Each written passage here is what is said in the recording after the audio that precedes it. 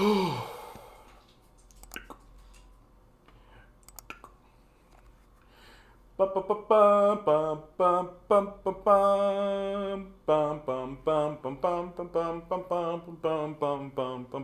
break it down. What? Yeah, yeah. Boom, boom, boom, boom, boom, boom, boom, boom, boom. Do, do, do, do, do. Yeah, yeah, yeah. Hello. How are you?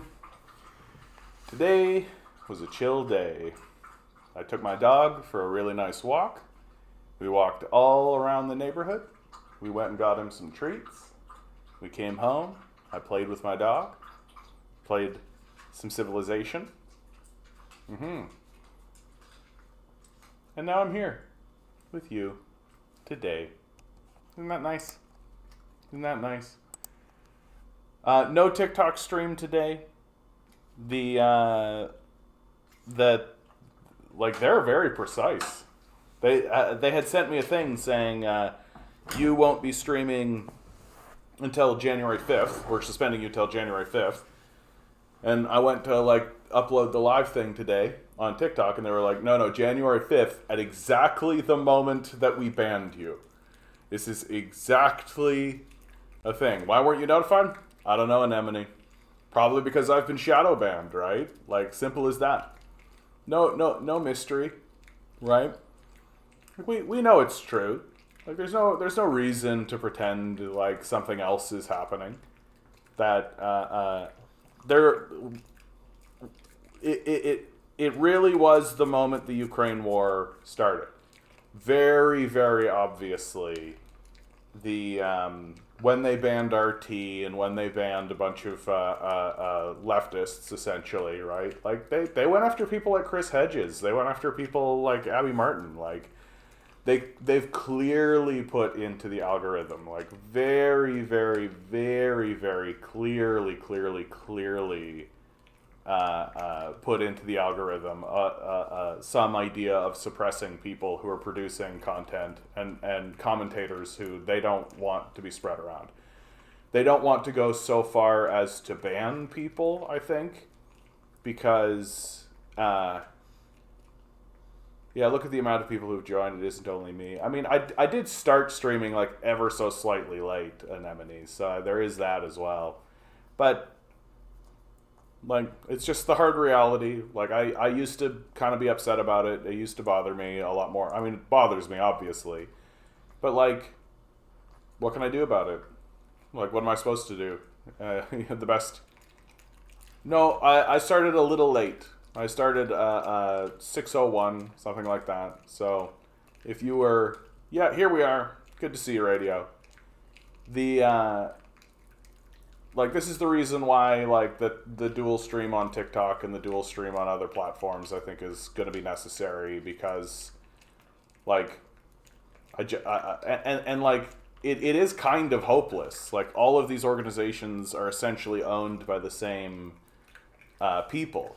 And we know that they all respond to the FBI and the CIA and all these things. We know that they're not...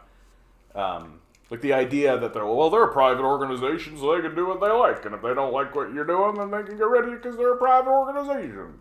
It's we've seen the tweets, we've seen the internal memos, we know that these guys are responding to the... we know that they're responding to the government, and if the government says these guys gotta go, then they go, right? And we know that's true. So... I've said it over and over on this channel. It's only a matter of time until I'm just gone. That's all. And then it'll just be me on the Discord, basically, trying to do the same thing, right? So, and then really it'll be once that starts to happen, we'll really be forced into just local organizing. And that'll be all it comes down to. Hey, Mock, how you doing, bud? Good to see you. So one of the things I've been somewhat complaining about is that it's difficult to comment on news when there isn't really news, right? Every article is essentially yet another study comes out and says that things are shitty. Yet another study comes out and just confirms all of the stuff. Yet another organization. Yet another thing. The only people who are coming out and being like, things are actually okay, are like literally the billionaire funded organizations like PragerU and shit at this point. Because things have gotten so obviously bad that you've got to be kind of brain dead at this point to actually simp for this system. Like, one of the things that I actually find very, very interesting about doing this, and I've noticed it, is that nobody is coming into these streams, nobody's coming into my chat who is just a capitalist, right? Like, there's no one coming in and trying to defend free market capitalism. There's nobody coming in and trying to argue that, like, no, neoliberal capitalism is good, actually, and here are the reasons why. That's not what's happening. That the people who are coming in and actually trying to debate me as if I'm wrong are literally Nazis and, like, fascists. I think that that's become very interesting. That's something I was just thinking about just today. Like, where are all the stalwart defenders of neoliberal capital? How come I don't have regular conversations with people who are actually trying to convince me that the system of free market capitalism is actually working? Why is it that when I talk to people who are on that kind of side of, like, you just need to bootstrap yourself and all this kind of stuff, that they end up being like literal Nazis? It's weird that that's the more common thing to happen. And I'm starting to see that that's the more common thing to happen. And what that tells me is that the culture already has, by and large, abandoned the idea of capital. That it's an institutional force at this point. That no one is actually standing up to reasonably defend it outside of the fascists and the Nazis, because everyone understands that it's no longer palatable and that we should find solutions. It's just that most people don't know where to look or what to do or how to organize. And I think that that's something that it is legitimately happening in the society. And so from my perception, it's a little bit annoying, because I would like to comment on daily news and I would like to comment on daily events, but the daily news and the daily events has essentially just become like a banal wash of the same shit over and over and over and over and over again. Like, I could really sit down and, like, every single day talk about the shooting that happens. Like, that's what this channel could become. Every time you come in here, I could be talking about yet another mass shooting, yet another police killing. Like, that's 100% what we could be doing. But it just gets kind of tedious, doesn't it? So, with all that preamble, good to see you, Zed. Good to see you, that guy. I'm glad I didn't chase you off from yesterday's stream, that guy. You were balling hard on me, bud, and I didn't mind that. But good to see you. Content, good to see you, bud. Command Genius, a pleasure. Hello, comrade, to you as well. So with all that preamble, with that guy's like, oh, I'm back. I gotta keep an eye on this guy. All that preamble, we actually have news. Real news that might actually matter. U.S. no longer recognizes Juan Guaido as Venezuela's president. Biden official confirms. It's official. It's over. We did it. Socialism wins again. Here we go. Good to see you, look at the Z. That they tried to jam through this ridiculous idea that Juan Guaido had any legitimacy in the country.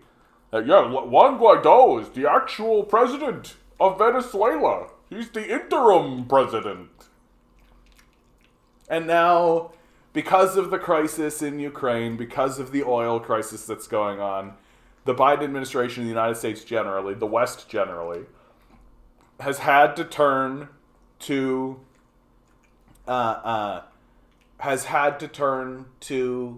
Venezuela and be like, can we have some of your oil? And Venezuela's like, okay, but you have to acknowledge who our actual leader is. And the Biden administration is just quietly going, okay. Like, American capitalism and American society is going to go through like a series of big L's. And it looks like the Biden administration knows this. Like the Biden administration is the administration that pulls out of Afghanistan. They're the administration that's like like bending the knee to Maduro. Bending the knee, but and like it just seems to me like to be an administration of nothing but L's. It's just like a big loss, big lose administration over and over and over again. And I'm here for it. I'm here to watch the Americans lose because it's high time that they do, frankly. Yeah, me too, Anemone. I'm happy about that. DM, good to see you. Other news, Quebec has a basic income program effective January 1st. I almost guarantee that they do not. The basic income program is intended for individuals with long-term severely limited capacity for employment. It will come into effect on January 1st, 2023. So how is that different than just unemployment insurance? Like, I just don't, like, part of the thing, like, if you're eligible for the basic income program, you'll have a higher, you can work to earn more money without affecting your benefit amount. Like, to me, like, what makes a basic income is that everybody gets it.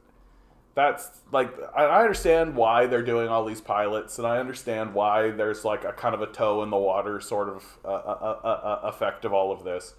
But, like, if you're just gonna have, like, very means-tested, and this sounds means-tested, sounds like you need to prove something in order to get on the benefit, right? Like, what, like, eligibility.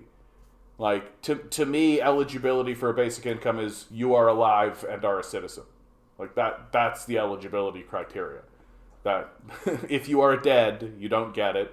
And if you're not a citizen, then obviously you don't get it for obvious reasons. And it just seems to me like, what's with the eligibility criteria at all? Like, and honestly, like,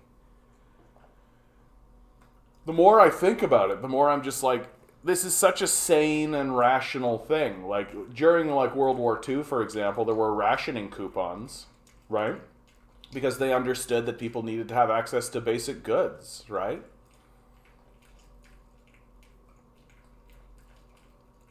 My friend said the official political compass for the USA 2022 elections is false, because according to them, Biden is more left than Donald Trump. Like, but like, Donald Trump is pretty far to the right, and so I don't really understand. Like, but Biden's, like, to the left of Trump in, like, he's a moderate conservative, right? Like, well, I shouldn't say moderate conservative, but he's like a conservative, right? That his values are conservative values, and he still goes to war and still bombs people and still does all kinds of shitty things. But he's not, like, attempting to overthrow. Yeah, I mean, I wouldn't even describe Biden as a liberal. Like, Command Genius, what's happened in American society, okay, is that the political spectrum itself, what's called the Overton window, right, which is the amount of discourse that you are allowed to have in public, right? That there are walls that are set up by the institutions, and those walls are what is the permittable dialogue, right? And the Overton window itself can shift. So it can become acceptable for the society to actually discuss things like, why don't we nationalize services, right? But if you're in a super far-right society, then that's just off the table. And just because you're to the left of that window doesn't mean that you're on the left of the political spectrum. Like, Joe Biden is a conservative. Like, if he was here in Canada and throughout Europe, like, if he was a politician in Europe and Canada, he would be a conservative. That he is only considered left-wing by people in America. Because when you're in the window, right, when you're in the Overton window, it's very difficult to see the larger picture. Like if your perception of your political reality is within the confines of the walls that you live in, right? Is within the confines of what you live in. Well, they're Austrian, so a fairly far right country in the first place. We all know there's a key figure who comes out of Austria, right? That was instrumental in one of the most catastrophic wars in human history. Like, so you've got an extremely far right society, and like America is an extremely far right society, right? And while I've got you guys here, I'll reiterate, no TikTok stuff today, because TikTok is literally like, yep, you can start streaming January 5th, 7 o'clock. Actually, it's literally like 6:53. I'm like, oh, that's very specific. What's on my shirt? It is rock, paper, scissors. I don't know if you can see it. Here, can you see it? Yeah. That's the rock, paper, scissors, and they're in a Mexican standoff with one another.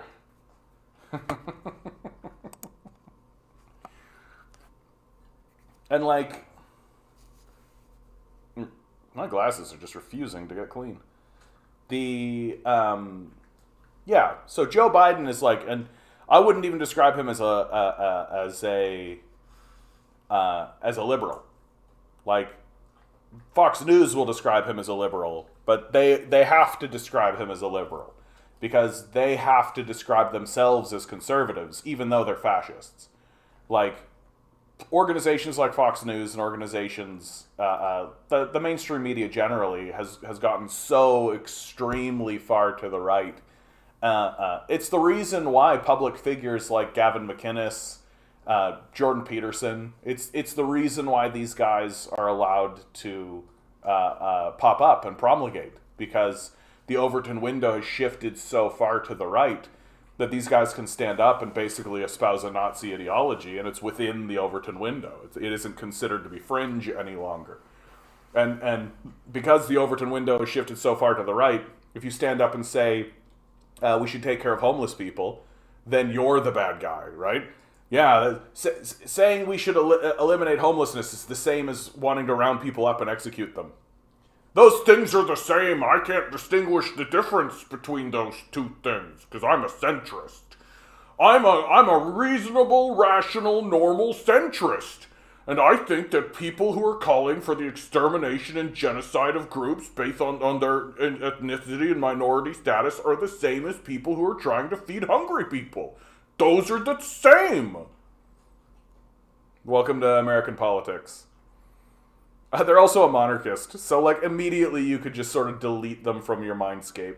Oh yeah, I actually like the chieftain system the best. I thought that the best way for humans to organize was when we had chiefs. That's the best. So forget about like the hundreds and thousands of years of like administrative and legislative evolution. Forget about like the Magna Carta. Forget about like any, like forget it. Forget all of that. No, we need to go back to kings. Kings is what we need to do again. We need to have one person, and when that person dies, his son becomes the new king. That's the best way to organize ourselves. Because it's a natural hierarchy, you see. Because human nature is to organize itself into the natural hierarchy. And it's only natural that the person who's the most competent is standing atop the hierarchy. And what are they competent at? Well, they're competent at being the king. Obviously, they're the king, so they're the most competent at it.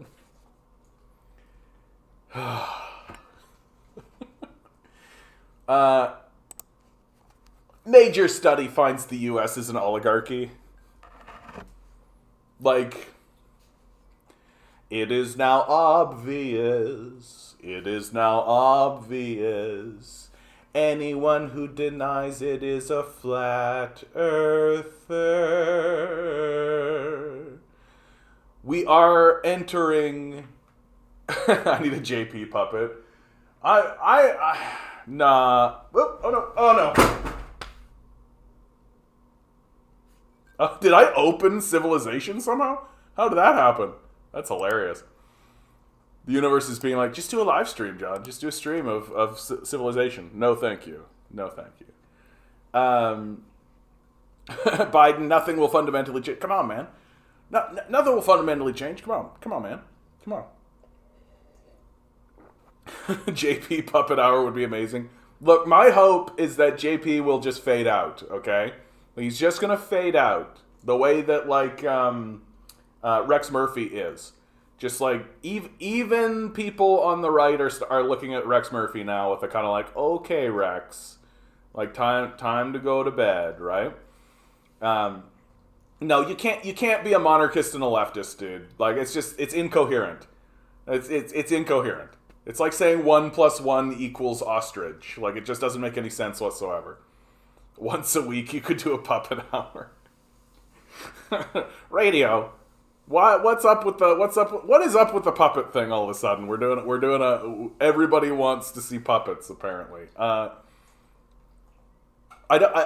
accidentally closed the link for this story, but we're talking about Jordan Peterson, so I might as well talk about it.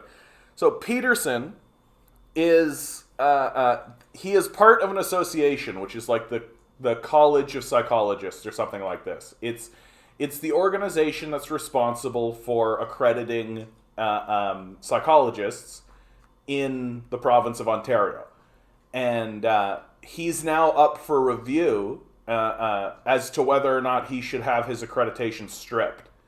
And of course, he's making a big fuss about it, and he's doing a big thing about it. But the truth, and like, as somebody who is ideologically opposed to him, I sort of think to myself, like, yeah, get dunked on, dude. Like, that's fine.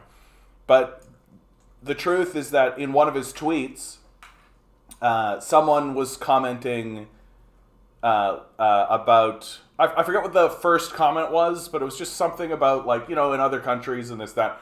And then Peterson made that classic kind of conservative, right-wing fascist statement of, well, if you like it so much you can leave, right? But instead of saying, if you like it so much you can leave, he said, what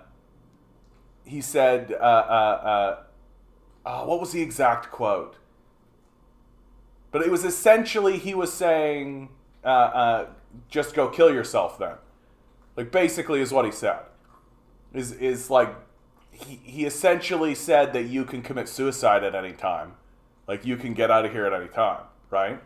And so, of course, the National Post and he himself are whipping up a bunch of rhetoric, because they know that to get eyeballs on Peterson and to drive traffic to his website and to get donations and all that, that's actually the point.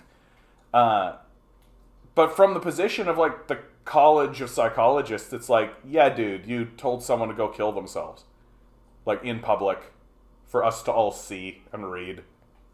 Like, we are an organization of serious people attempting to do a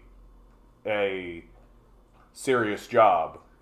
We're not going to have our members telling other people to go kill themselves in public. And if that's what you're doing in public, like, what are you doing in private? Like we're supposed to be trusting you to sit down one-on-one with people in private settings and, you know, not tell them to kill themselves. So, what's up?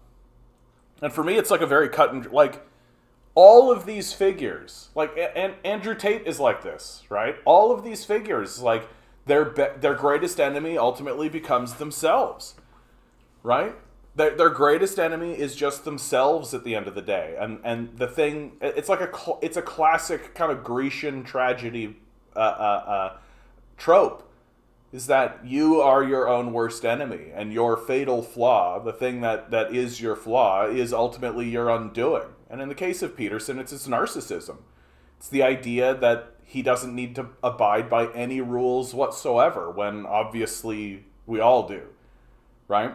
We all do. We all have to abide by a certain subset of rules. And, like, in this particular case, it's as obvious as, yeah, there probably should be some sort of oversight committee that collectively decides, what is or is not appropriate behavior for the professionals that are within their organization.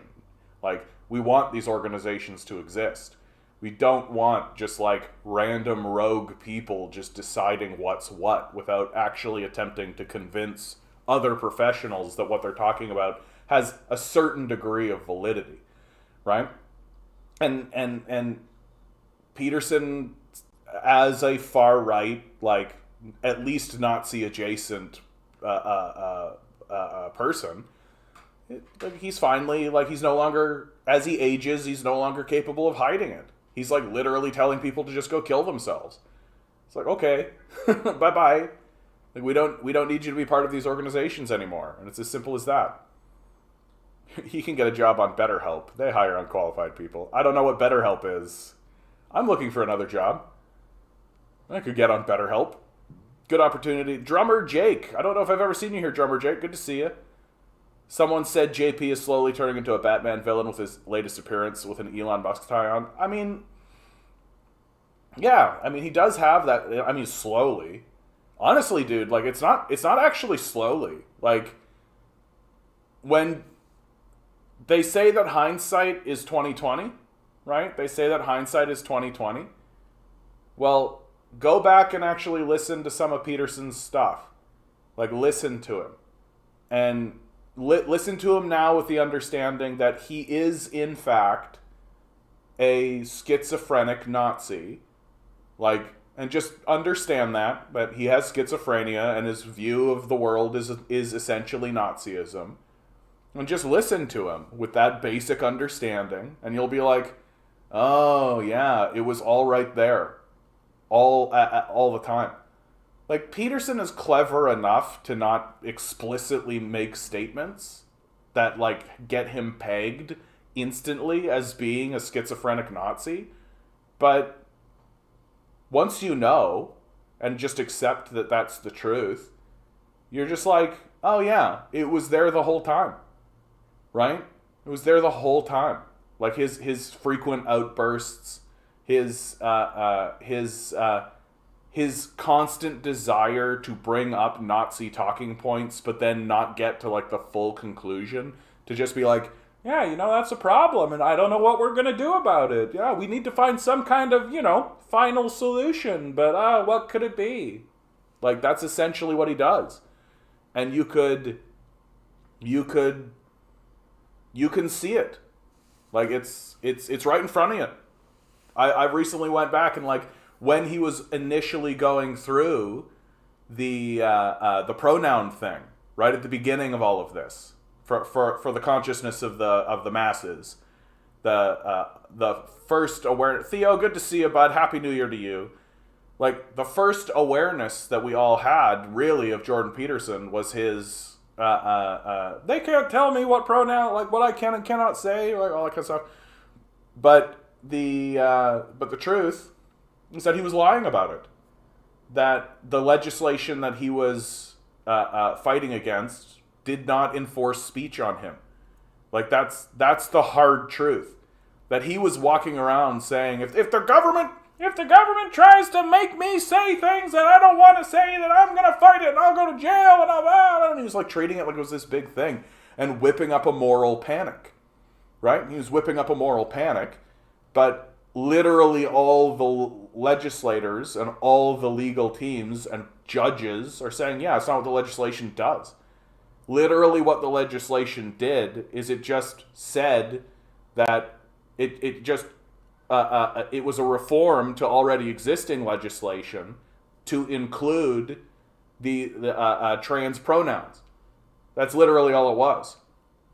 And there was never a threat to a man like Peterson. There was never any of this kind of stuff. And so it was just a lie, right? That either Peterson was lying or he's stupid, and there's no alternative there, right? And so his entire acceleration to becoming part of the cultural narrative and a cultural figure within our society is based entirely on fraudulence. Is based entirely on a lie. And it's just carried through, right? He's a liar. He's constantly lying. And now that you know it, you can go back and watch him do it. Right? And it's all been recorded and you can see it. It's amazing to watch. Like it is in retrospect. Hippie New Year. You guys are all about this JP puppet. I mean, I've got the Jordan Peterson voice, and then I do a good Cookie Monster. C is for cookie. That's good enough for me. Oh, I love that. I bet a puppet would really boost the numbers on TikTok. Oh man, you guys are steadily gonna turn me into Mr. Dress Up, aren't you? I'm gonna be like communist Mr. Dress Up, a Kermit clone reading Marx.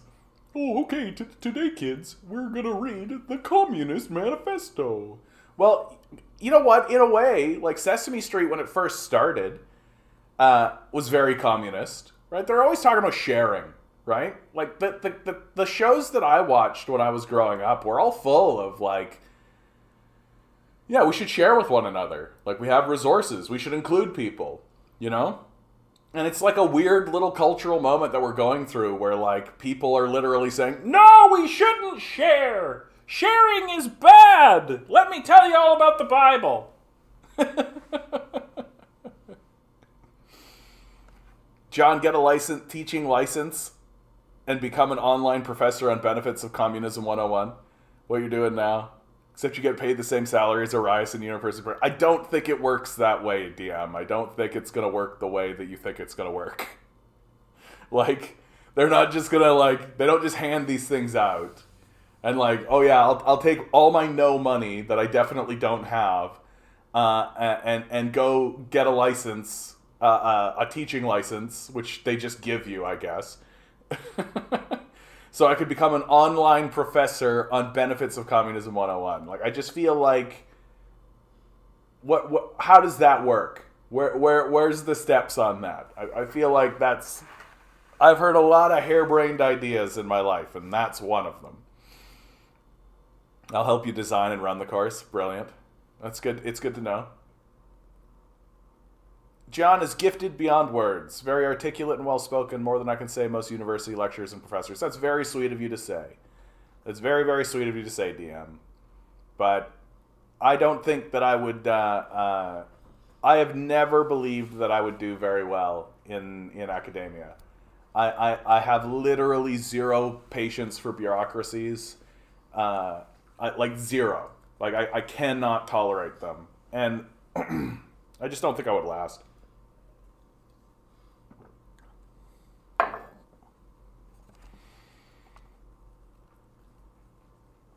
Please keep the quantum realm off the curriculum. Very good. Yeah, I mean, I would never, like, why would I even bring it up? You could use my papers as reading materials. Very good. Jim Henson has entered the chat. Very good. Comrade Dress Up. I wish I did sociology or social work, something fucking useful. I have a BA in history. Like, that isn't that the kick, eh? That guy, like, you get a degree in the humanities, like, to learn about humanity, and you get shit kicked for it. Like, that tells you something right there, right? That, like, yeah, I learned about history, and I learned about, like, I learned about theater. I learned about the background of humanity, and learned something about humanity, and I've only ever been punished for it.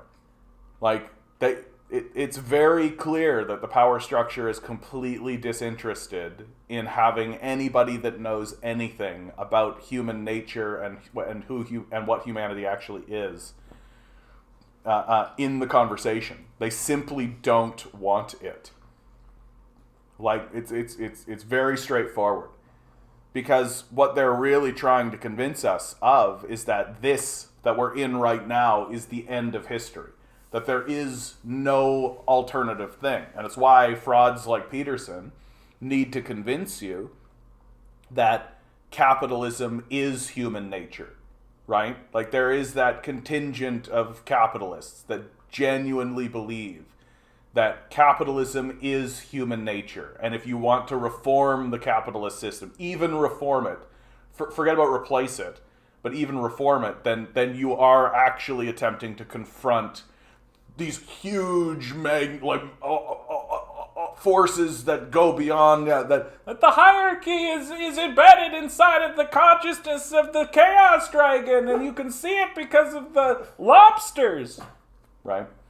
Like the and it's false, obviously. Like, it's false, but they need to eradicate and eliminate anybody who is going to stand up and say, capitalism isn't human nature. Like, capitalism is a series of agreements that have evolved over time, and we have criticized and analyzed the system of capital, and just like monarchies, just like theocratic empires, like, these are systems, and they can be replaced, and they should be replaced, and we've had throughout human history, like, major moments where the society has collectively gotten together, redrawn their constitution on new principles and new ideas, right? And this idea that capitalism is human nature is the idea of a kind of brain-rotted baby person. Like, you just are so incapable of understanding even the most basic, like, historical analysis. But of course you are, because you never studied history. Whereas somebody who does study history, well, they get to go push a mop somewhere, right? Like, that's what's going on. That a rational society that actually cared about creating a stable structure would look at people who are, like, studying history, and they would say, you, there, the people who actually studied the history. What do you have to say about these events that we are witnessing in front of us? What do you think of this? And perhaps we should include your expertise and theory or idea in what we're talking about. But that doesn't happen, right? We have a structure that essentially all you got to do is win a popularity contest. And if you can win a popularity contest, you get to write laws. Like, and you see how well that's going for us.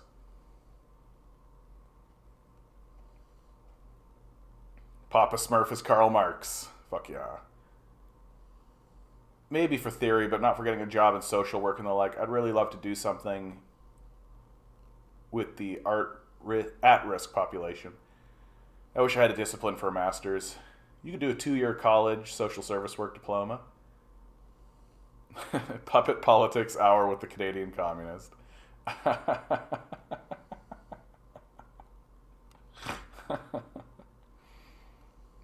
I think you could accelerate it to 6 months because of your degree. Oh, goodness. How can you be...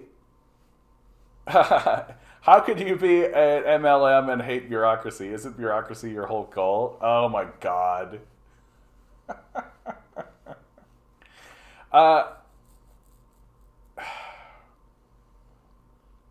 Not yes and no. Like, yes and no. That, like... I feel like my interactions with bureaucracy in this society are it's all very Kafka-esque. Like, I keep saying Kafka because Kafka really understood how bureaucracies can calcify and become like these petty, shitty places where, like, shitty people, or people generally, will abuse whatever tiny little insignificant shred of power they have. And bureaucracies really fuel this and funnel this and really make it so that if you have, like, the best example I can think of off the top of my head is, like, I would go take, when I was a kid, I went and took a driver's test, right? And I basically did the driver's test. And I'm in a small town, Portersville Prairie, Manitoba, right? Like, literally population, like, 16,000. Like, it's very small. And I'm doing the driver's test, and it's just, like, normal stuff. But the guy failed me because when I went to take a right on a red, I didn't first stop at the red and then proceed into the intersection. Instead, I stopped ahead in the intersection, right? In an intersection that is completely dead. So he failed me because he could. is basically what it came down to. And then the next time that I did that test, I got the same guy, and I literally drove at 20 kilometers an hour. I stopped 5 feet ahead of every stop sign, and every time I stopped, I turned and looked at him for about 2 seconds, right? And at the end, the guy was like, yep, perfect test. Like, that bureaucracies really, like, I understand why they're necessary, but I also understand that people can become very childish in them. And they demand childish behavior from you, is the other part of it. That if you go in there and you think, hey, I've got a problem, can you help me out with this problem? The answer is no. Like, they're not there to help you with your problem. They're there to just exert their own authority and power into the bureaucracy. Like, that's the nature of a lot of these bureaucratic systems. And so, like, I simultaneously see that these have to be erected and are necessary, but, like, I feel like in a capitalist society especially, bureaucracies are designed to be as shitty as possible so that you will celebrate their demise, right? That if your goal is government is bad and we have to destroy these and deregulate them, then you want bureaucracies to be as shitty as possible all the time. So I just have very, very, very, very, very little patience for especially capitalist bureaucracies, because, like, then you end up interacting with people who have, like, they're like little tiny kings inside of their little tiny environment, and you just need them to check a little box, or you just need them to tell you, like, hey, what form do I need to fill out? And they're just, like, not going to help you with that. Like, and it's just like unbending pettiness is the thing that really kills me when it comes to bureaucracies. Like, I remember one time I had a spelling error on, like, my driver's license. I can't remember if it was my driver's license or my passport. And so instead of it being Jonathan, right, it was Jonathan. And this propelled me into, like, literally I'm trying to board a flight to go to, like, a wedding. And this propels me down, like, this bureaucratic Kafka-esque shithole of just like, well, it says Jonathan, not Jonathan. I'm like, it's obviously a spelling error. Like, it's obviously a spelling error. Like, that's what I was saying the whole time. I literally ended up speaking with, like, the president of, like, Air Canada, who finally was just like, yeah, sure. Because it's, like, obviously a spelling error. Like, obviously. But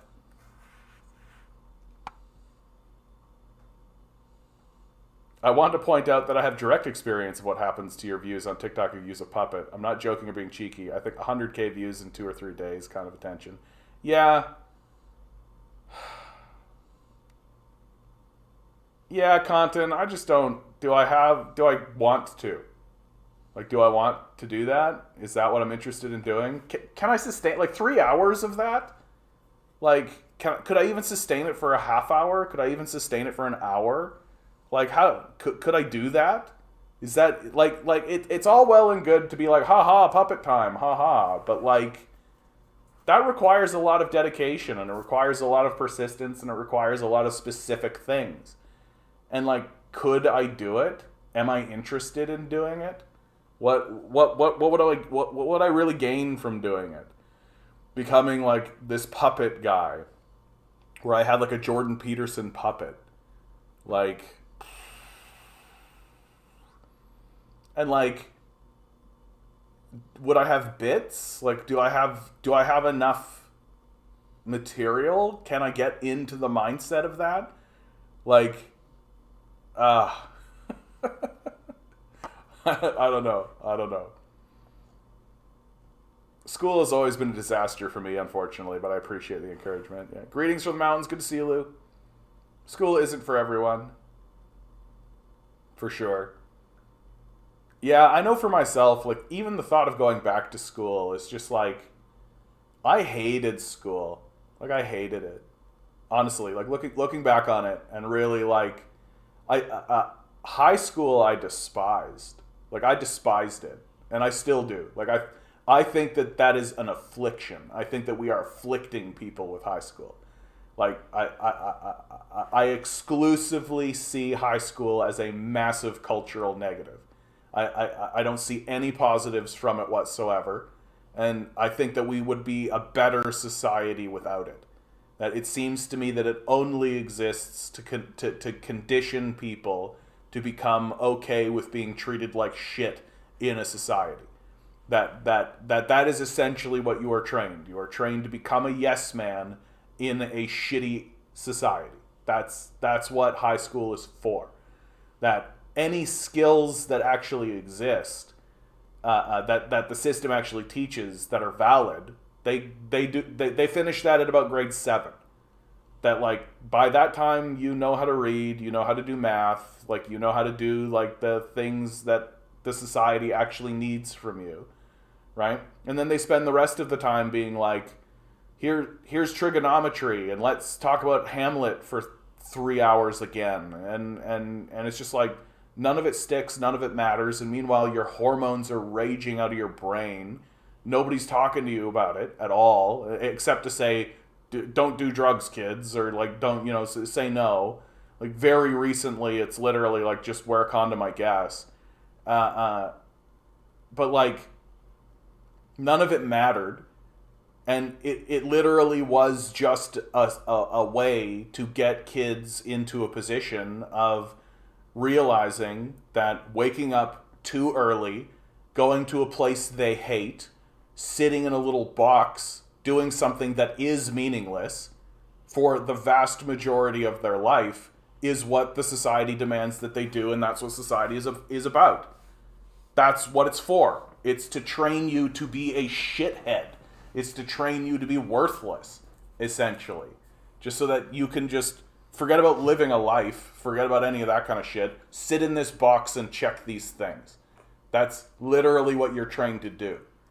And that's why what they teach you is so meaningless and trivial and trash. It's why everybody just learns essentially, like, propaganda and dumb shit. Because the purpose isn't to actually improve you as a person. The purpose is to just get you used to doing meaningless bullshit, right? Because if you'll do this meaningless bullshit, then you'll do anything, right? If you could be trained to write yet another paper on some Shakespearean thing that you didn't read in the first place, if you can be trained to do this arduous, pointless task that doesn't matter at all, then you can go sit in a cubicle at some office somewhere and be told, I need you to correlate these aggregations to this mean radian. And you'll just be like, okay, because it's just yet another thing. And that's what the society wants, and that's what it does. And that's, so high school, I despised it while I was doing it. I look back on it as a crime against the culture, what we have done. And then university wasn't that much better. Like, at least university, there was this idea of, like, you can kind of structure it yourself. That if you don't want to go to a 9 a.m. class, you don't have to go to a 9 a.m. class. That you got to sort of pick and choose amongst a wider array of things to include yourself in. But even there were, like, obvious bullshit. Like, I went to university to learn about the humanities. That's what I went there to learn. But I still had to do a math credit. So what did they do for people like me? Well, they created a course called things like Math in Art, which was just, like, the most bullshit, obviously, like, straight up just they took $400 from me. And I just went and sat in a room and listened to two guys sort of, like, and they knew it was bullshit. That was the best part. They knew that the class that they were teaching was just bullshit.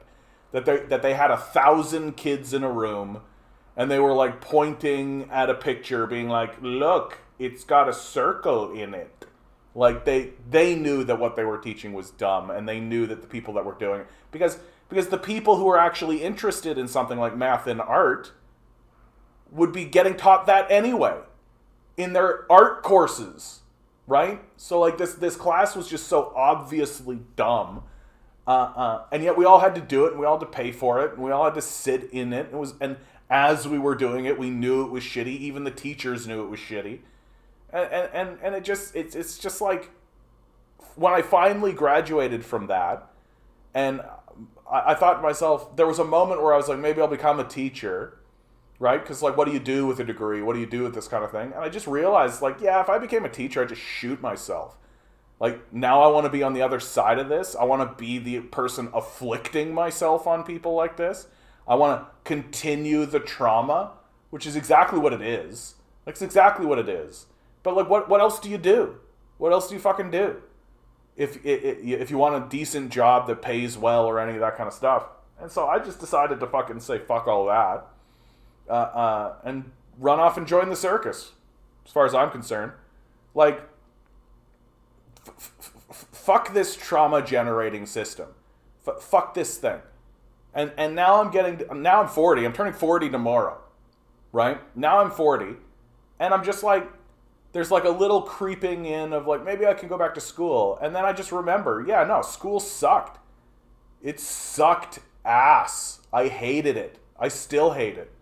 And the idea that I'm gonna like go back and like get recredited, and then like I know how it's gonna go, right? I'm gonna go do 2, 3, 4 years of teaching, and they're gonna teach me something I could learn in probably like a month, and they're gonna take $50,000 from me for something they could teach me in a month, and then I'm gonna go do a job I hate.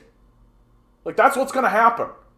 And so I'm over it. I'm out. Bye-bye. No. Shoot me in the head. Just shoot me in the brain right now. Let's go. Like, just end it right now. If that's the path that I have to go down in order to participate meaningfully in the society, we're done. Bye. Don't need to be part of that. Not at all interested. I don't need to be traumatizing kids the way that we were all traumatized. Like, ugh. Ugh. Blah.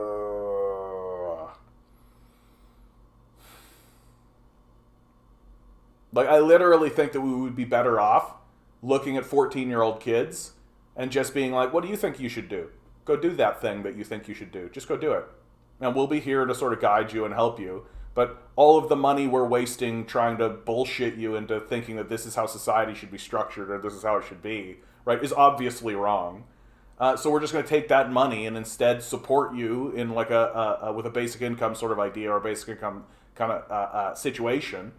And maybe invest in you if you come at us with an idea that sounds like it has some merit or sounds like you've thought it out, right? Like, I don't understand why why are we structuring the society against people, which we're obviously doing. I've got this really interesting, this comes out of the Discord, right? Trying to get out of collapse is the most difficult thing I've ever tried to do. It's made all the more difficult because nothing in my culture or society is set up to help people in collapse. If anything, it's made to make things harder. If you ever fall below a certain level here, things are designed to keep you there until you give up and die. If someone is trying to get their life going again, there should be a ton of resources to help them, only there isn't. If you commit a crime, there's a ton of stuff for you then. There are cops, judges, lawyers, prison guards, plus all the leeches sucking up all that government money, like phone companies, bail bondsmen, slave labor, private prisons, etc. Average cost in 2015 to house a prisoner for a year in the U.S. is $64,642. If I received just $1,000 a month as help from the government, so $12,000 a year, it would change my life. But no, nothing. If I commit a crime, though, they'll spend $64,642 to house me. What a wonderful logic. If you're trying to be a moral person, but you're struggling to get going, too bad. Nothing for you. Or if it's surrounded in mass red tape and takes forever to get, if you ever get it, then you're scrutinized and restricted. If you make a mistake, then it's off to jail. Like, I'm over all of this. Like, I'm over it. Like, I'm 40. Like, the rest of my life is going to be commenting on how stupid all of this is and then dying. Like that's what's happening. Like that's what's happening here. And so this idea of like, yeah, like I straight up took a math course in high school, right? I needed to get a math accreditation in high school. And they said to me, you can take this, so you could take your calculus course, you could take this course, or this course, or if you'd like to do a course by correspondence, right? You could do a course by correspondence for math. And I thought to myself, yeah, I'll do that. I'm not interested in sitting in a classroom and being lectured to for a year about this thing that I don't care about at all. And so I'm just going to do that.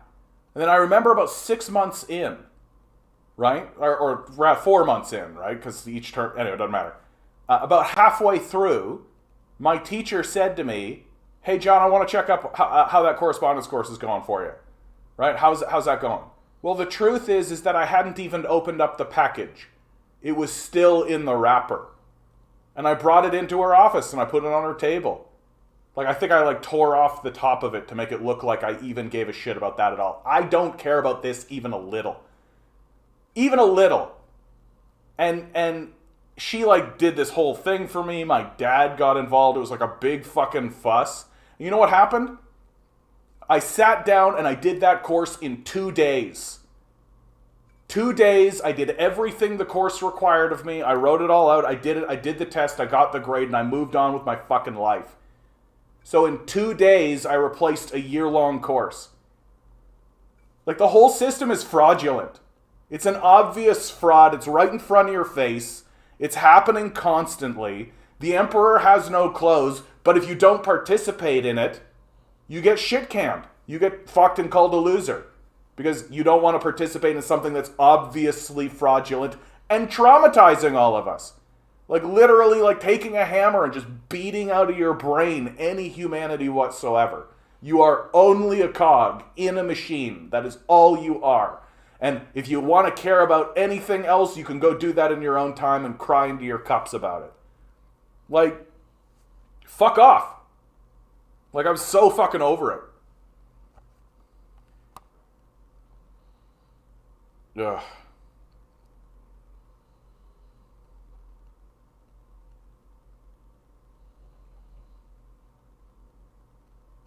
Yeah, I mean, honestly, Command Genius, man, like, there are so many things happening in your society. Like, you are going to spend the next, like, 10, 11, 12. You're going to spend the next 3 years going through this slog of just total trivial bullshit. And every part of it is trivial bullshit. That I'm sure you've got teachers who are going to really try. And you're sure you've got teachers who are really going to give a shit. But the trouble is that the structure of the piece itself is just total nonsense. It's just total fucking nonsense. High school is like going to a prison hall. I remember I went back to my high school once and I walked around and I was like, oh yeah, this is straight up a prison. Like, straight up. Like, it is a prison. That if I literally graduated from high school, robbed a bank, and went to jail, it wouldn't be much different. Like, except instead of going back to my house to go to sleep, I just go back to my cell. Like, I've always got that going for me, right? Maybe I'll just, like, do some major crime and then just end up in jail. It's like, okay. It's not much different than what this is, really.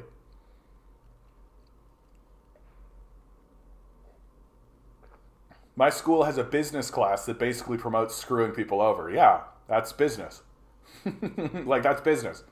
That is what business is. Like, what do you think they're talking about when they say we need a competition? Right? Like, that. I love the language that we use, that we couch all of this in. We've got this, like, lovely sort of a language that we say things like we need to introduce more competition into the system. Basically, they're saying we need to let people screw each other over more effectively.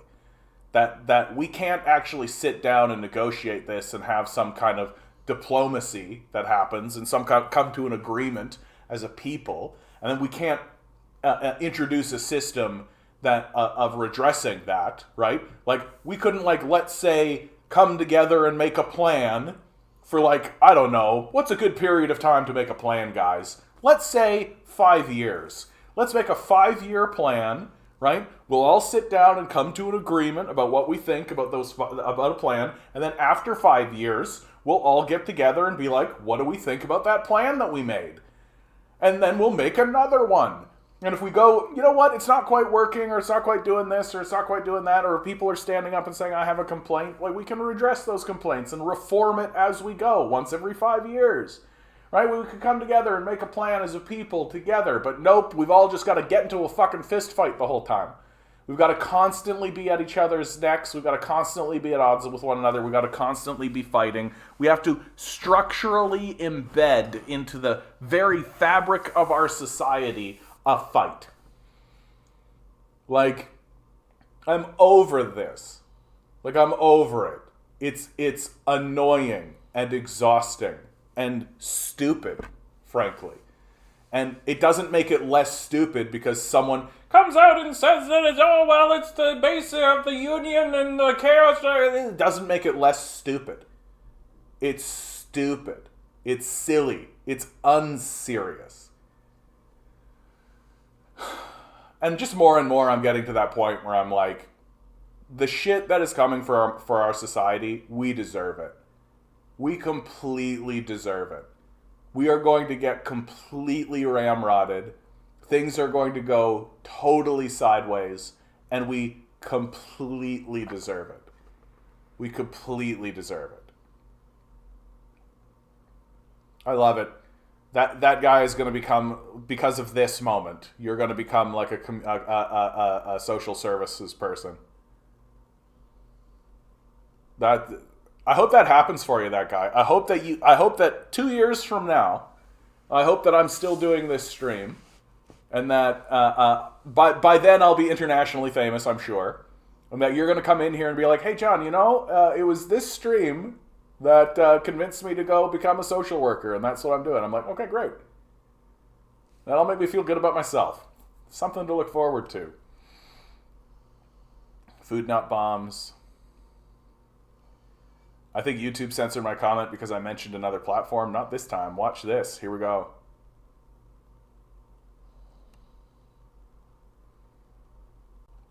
No. Point taken on the traumatization capitalism bit. We are structured by design to fail and fail alone. Yeah. It's the truth. Testing. Telegram. Sputnik RT. I used to be educated. It took me years to get over it. Yeah. Like, we all recover from our education. Like, it's because it's not really education, right? They don't teach us anything that has any value. They don't teach us any skills. They don't teach us how to do anything. They don't teach us how to do our taxes.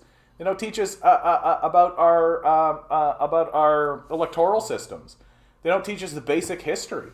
For God's sakes, like, throughout the United States, they're literally having a hissy fit about critical race theory is the language they're using, which is like a university level course for lawyers.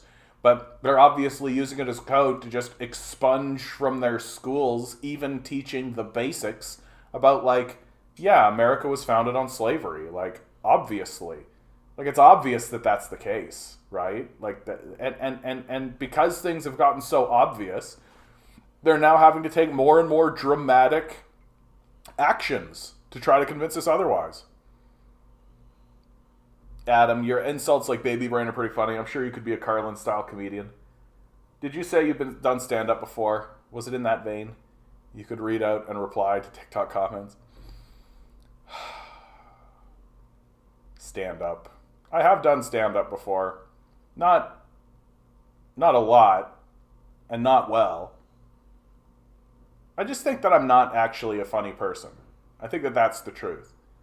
That there is such a thing as a funny person. Like, I like listening to funny people. I think that they have interesting things to say. But I don't think that I myself am actually a funny person. And I think that that's just the truth. Like, I think I'm an interesting person. And that counts for a lot. But I wouldn't describe myself as a funny person.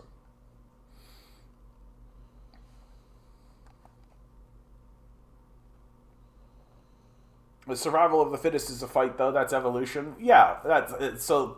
But we don't have the intelligence of the like to put that in theological terms, right? That's up to God to decide. Then, like that's if you think that you can hijack evolution and you can do that kind of stuff, like just take a look at the pug, right? Like we're not for that.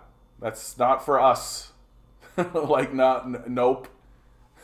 Humans starting to say that what we should do is structure this thing as a fight because that's God's will, right? What's the difference between that and what you just said? Right? It's God's will that we fight. Just take a look at nature. No. Yeah, and that's also, yeah, nations weren't built on survival of fittest, right? It's built on people working together. Like cooperation is apparent and obvious in nature as well, but we just tend to ignore that. Yeah, CRT equals minorities, yeah. I have a question. Yes, Command Genius. Wouldn't it be better for me to study business so I could survive in the future? Yeah, they do teach skills on business in grade 8 or above so you can make money. I mean, you do what you feel you've got to do, bud. Like, that's the truth. Like, I'm not going to tell you not to. Like, I know that I'm a communist and, like, I'm supposed to be like this, that, or the other thing, but, like, I don't know what's happening in your life. And I don't know what your circumstances are. Moreover, I don't know what you're willing to sacrifice. Like, I don't know, like, what are you willing to sacrifice? Like, I knew when I was a kid that I was never going to own a house. Like, I knew that was the truth. I told people that. Like, I have clear memories of this. I knew that I was never going to be comfortable. Like, I knew it. I always understood that I was going to be in kind of a place of turmoil. I always understood that. And I think other people also saw that, and their response to it was, I need to do everything I can, and I'm willing to sacrifice my humanity, my freedom, and my position, or my ability to critique the world around me for the security and stability. I'm willing to sacrifice all of that in order to attain that. And I just wasn't willing to sacrifice it. My own humanity and my own desire for knowledge and my own passion to learn and my own curiosity for what's going on in the world and my desire to explore, like, it overwhelms all of that. And one of the things I think about all the time is, like, how much the internet really threw everything into turmoil from my perspective. That, like, literally I was in university getting taught university level courses, being taught systems and structures that the internet exploded. Like, literally blew them up. Nobody saw that shit coming.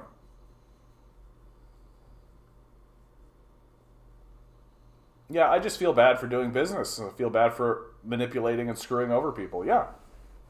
Like, so it just comes down to what can you stomach? What do you think you can manage?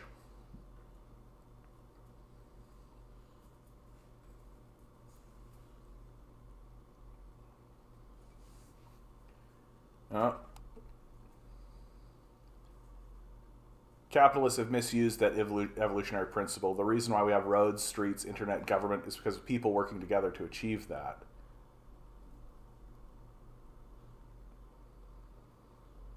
Hold on. Like, I accept this idea that there are impulses inside of a person, but so what? Like, so what? Like, so there are impulses inside of a person. So should we just do away with all law? Right? We don't let people take hammers and just bash people's heads in and then say, I had an impulse. Like, we simply don't allow that to occur because we understand that we can't run a culture or a society that way. right? That humanity has the ability, obviously, has the ability to enter an abstract space and to create a vision of itself that it wants to move towards. That's literally what humanity has always done. That if all we do is say, well, we have these impulses and so we might as well, that doesn't cut it. Because we also have other attributes and other things. And so my question is, why are you ignoring those? Why are you ignoring our capacity to organize? Why are you ignoring our capacity to enter this abstract space, to create structures?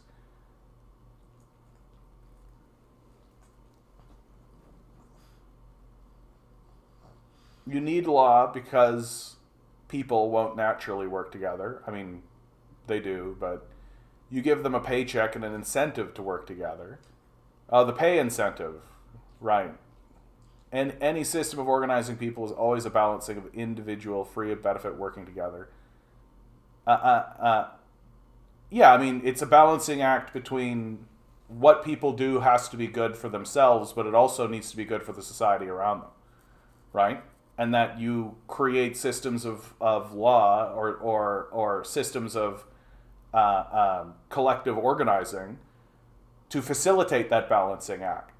To have these negotiations, to try to create and reform a place and say this is what is or is should or should not be done.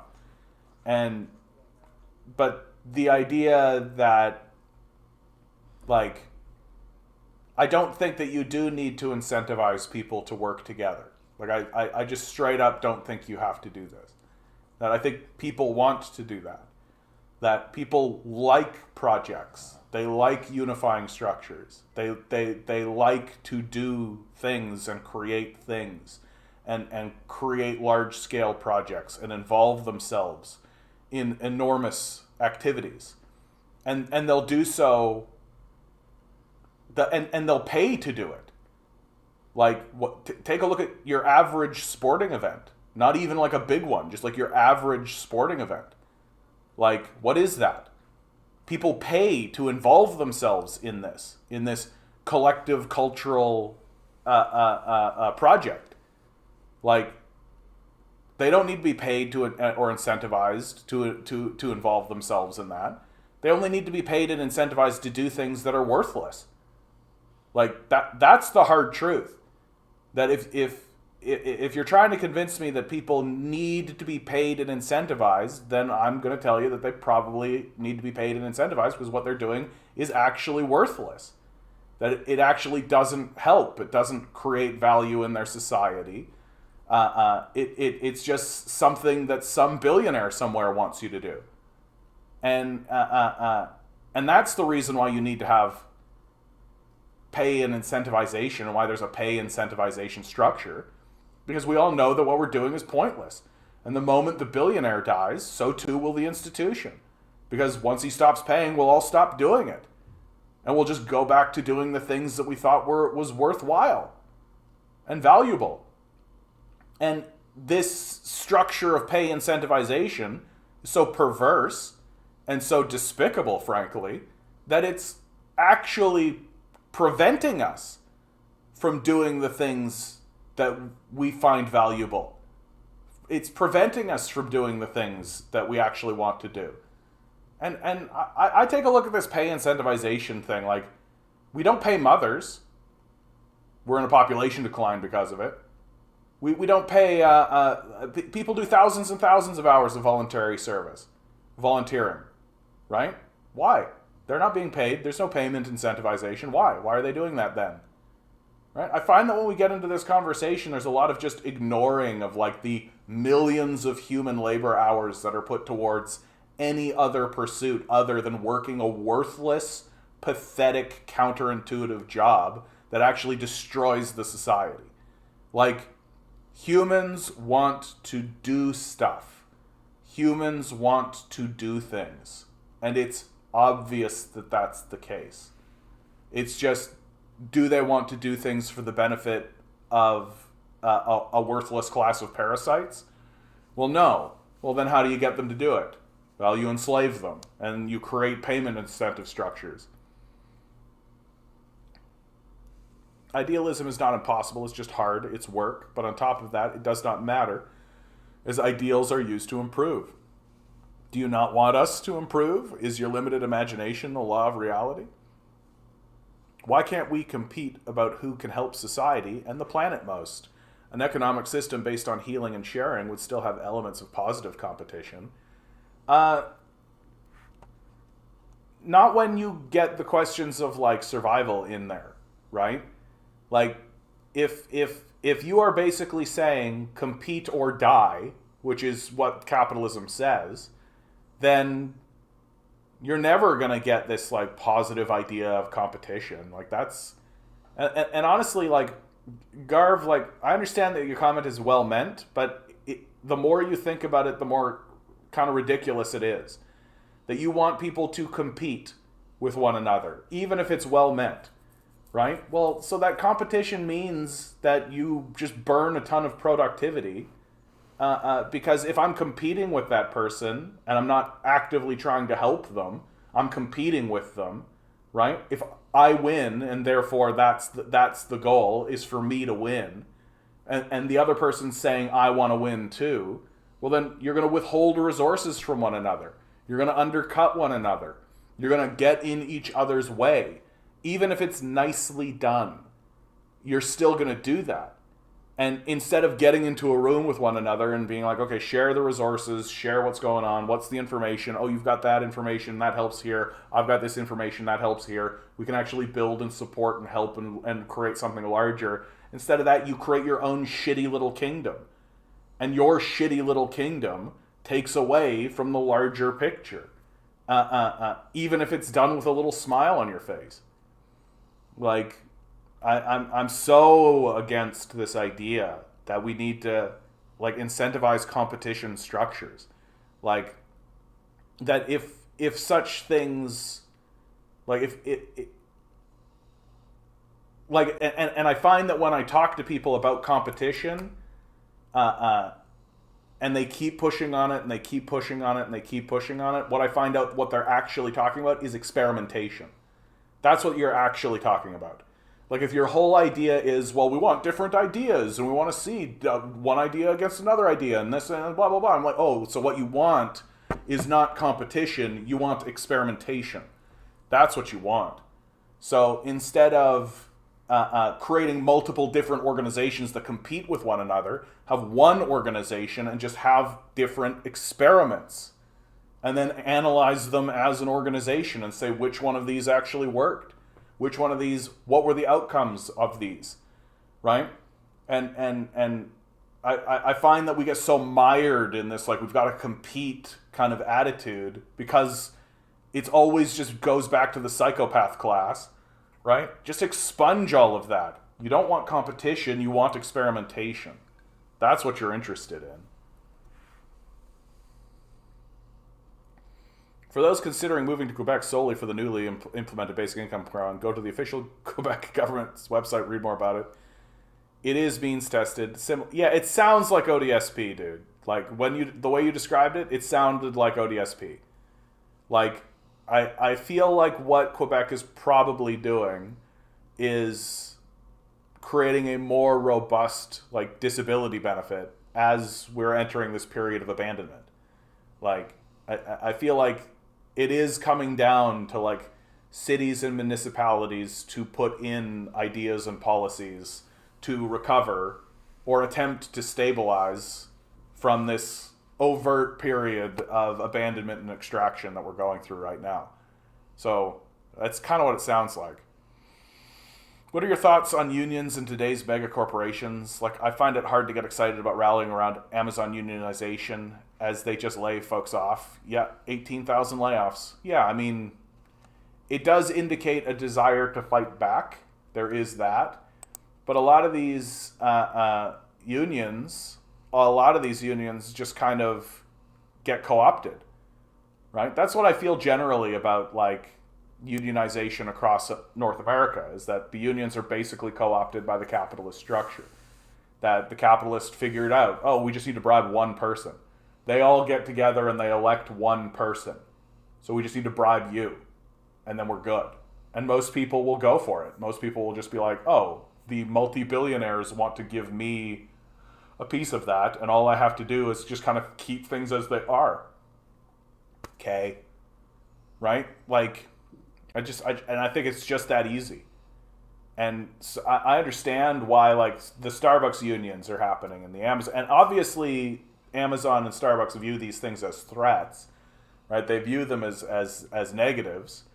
But I genuinely think that the fight that they're putting up is based almost exclusively on principle. That if I was a multi-billionaire capitalist and I was seeing, oh, these guys are unionizing and all this kind of stuff, I wouldn't pay a cent to prevent it. I would just be like, okay, let them unionize. Okay. Who'd they elect? Great. You want $1 million? That's all I'd do. I would label myself as the pro-union corporatist. I would stand up and say to everybody, we can facilitate a better conversation between the workers and the ownership, and I would use all the rhetoric and stand up and be like, we can move forward with collaboration, and if these guys feel like they need to organize better to look out for themselves, then I'm here for them. I'm gonna be a pro-union boss, and I'm gonna work with you. And then when they elect the one guy, I just go, okay, great. How do I make your life as best as possible? I think I would save a shit ton of money, save a lot of turmoil, save a lot of effort, and everyone in the world would love me. They would think, oh, what a great guy.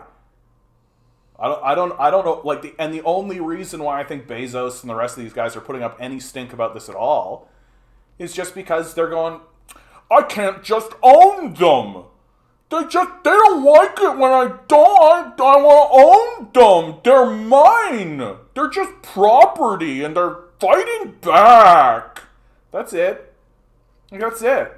Like, I think it's just a childish, baby-brained, like, desire that I should be able to do what I want. And if they don't like it, then they're stupid. Like, I think that's where their brains are. Because if they actually sat down and thought about it for 30 seconds, they would just be like, oh, it just means they're going to get together and elect one person who I then own. Great. That's all. That's it. That's it. That's the whole struggle. It's clear to millennials and Gen Z that the capitalist social contract is over, even if they don't have the words to express it. But Leon, it's getting more explicit. I've noticed this. It is starting to get more explicit. Like, I've been saying a little bit more and more that, like, a bit. You ask yourself, like, how is it that Gen Z is able to quote unquote quiet quit? How is it that Gen Z is able to actually leave these jobs? How is it that this is actually happening? Well, it's because there's been a shift in the culture that doesn't get any commentary on it whatsoever. Which is that, like, when I was going to school and university and getting jobs and all this kind of stuff, I had boomer parents or Gen X parents who were saying, you gotta, ambition, struggle, fight, invest in the culture, work harder, right? Right? Like, we all say, yeah, right? Like, who had a different experience to that? Anybody? Did anybody have a different experience than their parents being like, you got to get the degree and you got to go do the thing and you got to fight and you got to, and if you want to go to a trade school, you go there, you got to get an ambition and you got to plan for the future and all this kind of stuff, right? Are millennials doing that to the Gen Z generation? Or the next one, whatever they are, Gen A or whatever? No. No, they're not. You know what they're doing? They're going, yeah, fuck these jobs. Don't fucking invest in that. This failed bullshit. Fuck Bezos. Fuck all these guys. You want to go to Europe? Travel around? Try to pay your way, working odd jobs or whatever? Go fucking great. Yeah, don't go work for McDonald's. No, I got a room in the basement or something. Just, like, sleep in the corner or whatever. Like, It's fine.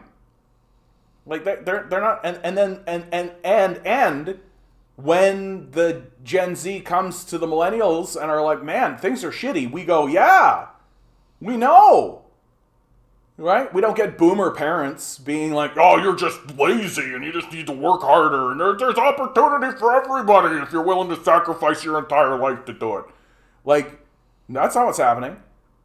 When Gen Z turns around and says, I have problems, we go, we know and we believe you. And that to me is the major shift in what's coming, because the boomers die, right? Thankfully. The boomers die off. They just go away. And what will be left is millennials going, this was shit. This was a dirt shitty experience. Fuck this whole thing. And a bunch of Gen Z kids and younger literally saying, time for revolution. Time to overthrow this bullshit. And the millennials will go, yeah. And that's it. Like that's it. And it's getting explicit. Like it's getting to the point now where, like, I'm reading articles and where people are writing about the phrase okay boomer. That's starting to loop back around. Because I think the boomers were hoping they could just kill that off. They were hoping that would go away. But no, the reality of the boomer generation is that the entire culture is going to erect a tombstone monument on it and write upon it the words, okay, boomer. And everything they thought and believed and espoused and said will be put inside of that tomb, and we will all forget about it. Like, that's what's coming. And it's going to get fucking obvious. Fast. Really fast. A lot faster than I think people know. Like, we're getting a lot of these Gen Z kids are starting to just now come into the glimmering recognition of what's actually happening around them. Right? They're attaining that, they're getting that next level, right? Where they've just come out of the puberty fog, right? They're no longer completely led around by their dick or their vagina. Like, they're no longer just exclusively hormones. And that energy is actually starting to make it into their brain and make it up into their larger consciousness. And they're looking around and they're going, shit's fucked, yo. Shit's fucked. And there's a big reason why so much of Gen Z's expression is absurdism. Because this place is absurd. We're literally living in a society that has abandoned itself. And abandonment is not even a strong enough word. Like, we have literally turned against ourselves and abandoned ourselves. Down to the level of parents doing it to their children. Literally. And, like, so the expression of Gen Z is absurdism. Because there is no words to express it. What words could you possibly use to capture the idea of a father abandoning his son and then saying that it's his fault? Like, what possible words could you formulate to make sense of a mother abandoning her daughter? What possible words exist to create a rational, logical expression that makes any sense to a group of people who don't give a fuck about you in the first place and never did? And so all that's left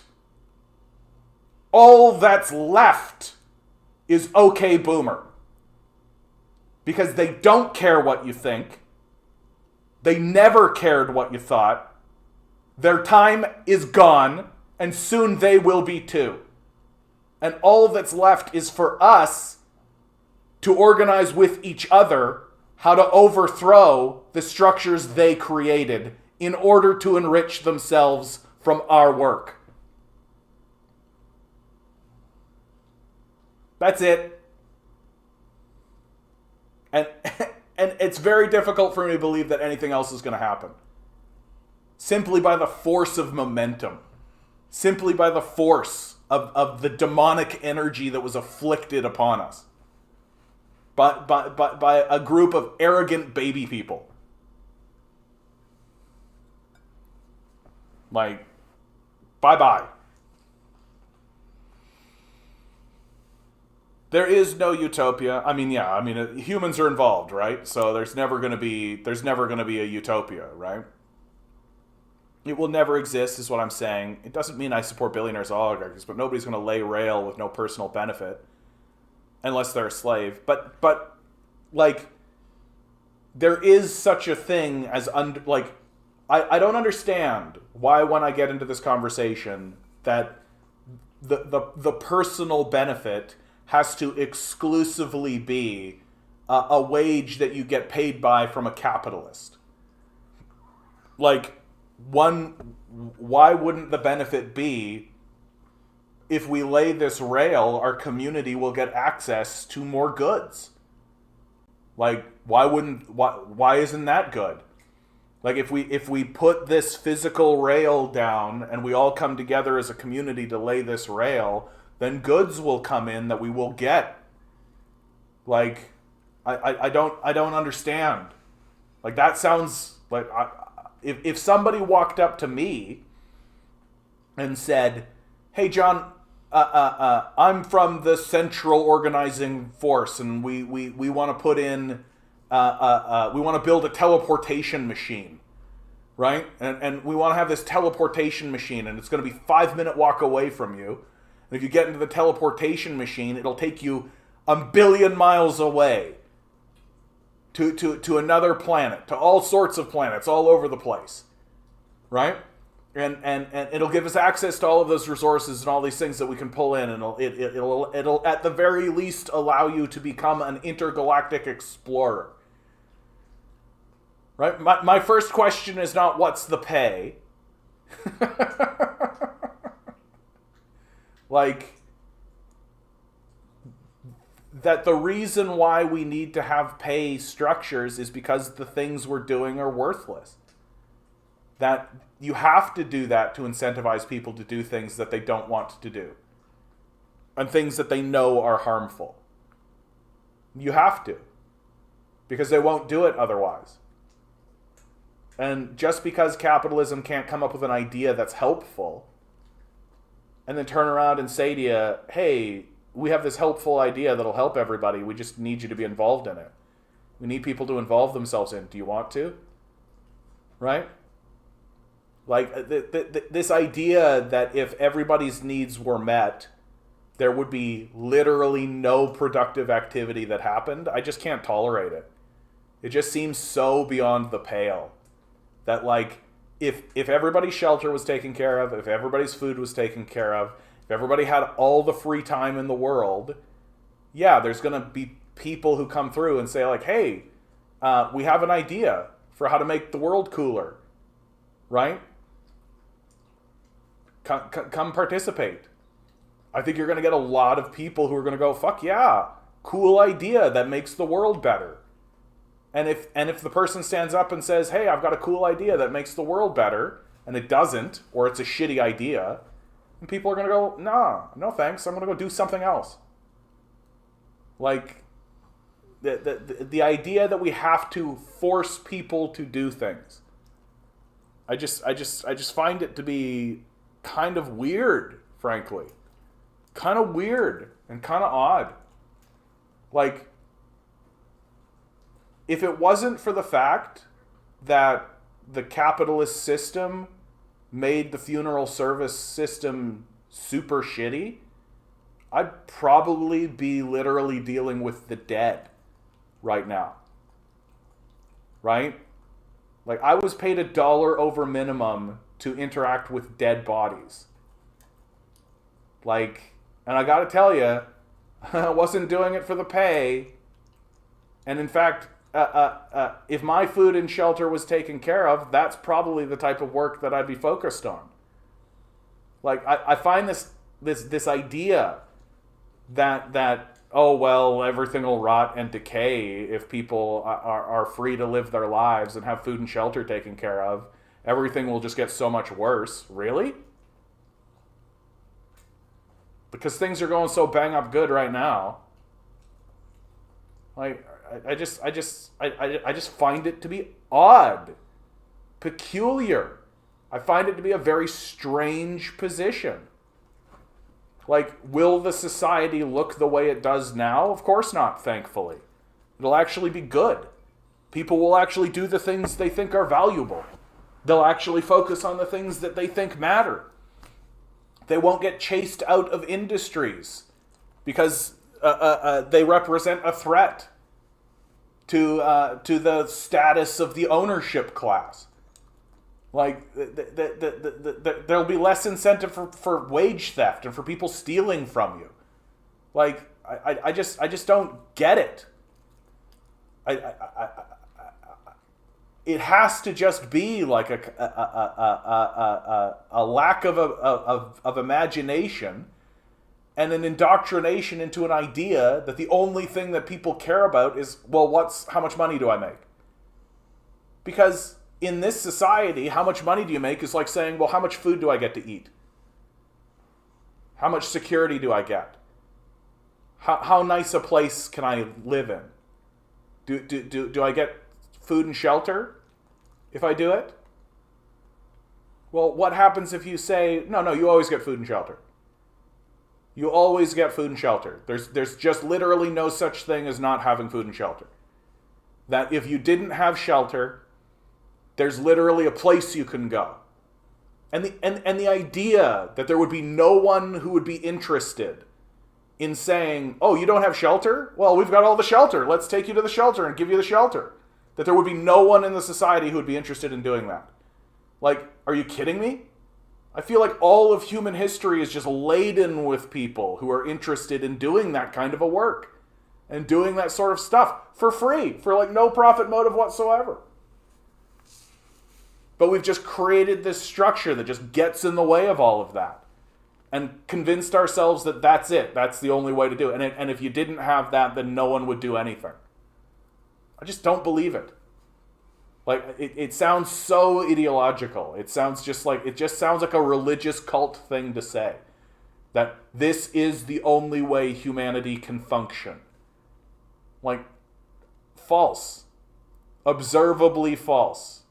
Provably false.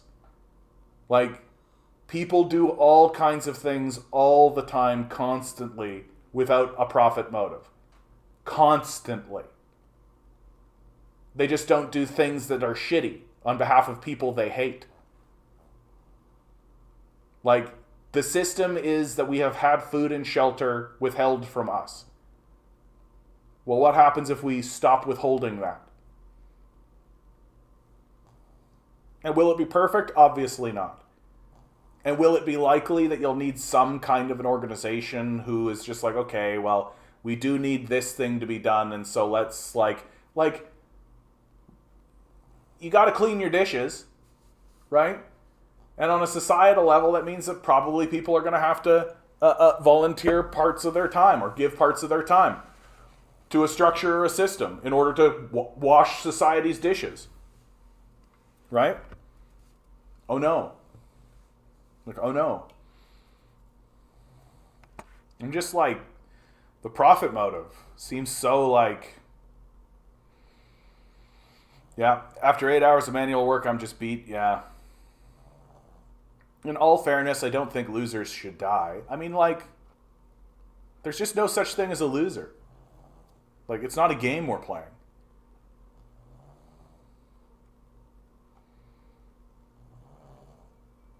Competition can be used to help society, but the methods being used and argued for in our system are profoundly inefficient and do not actually grant us the best product for use. Like, but again, like I just think you're talking about experimentation.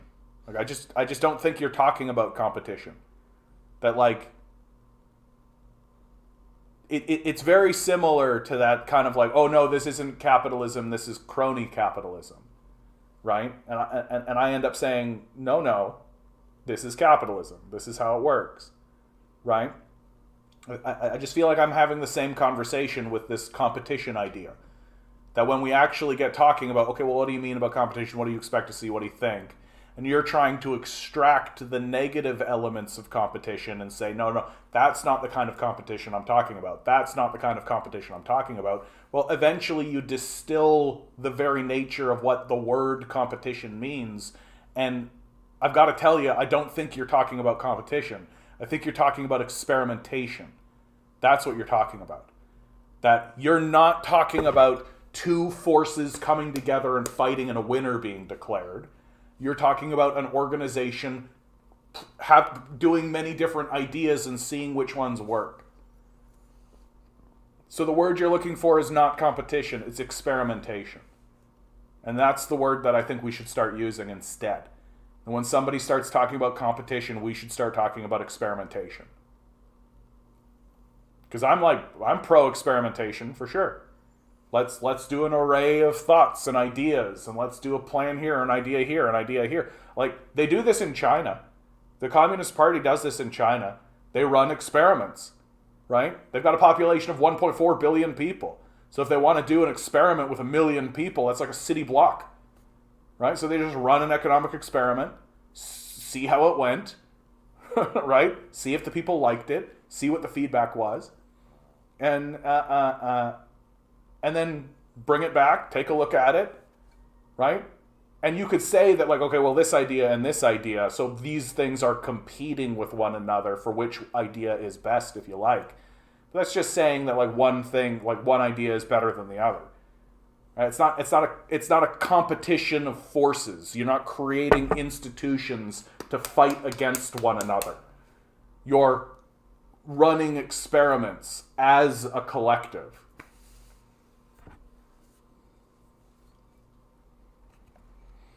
Command Genius.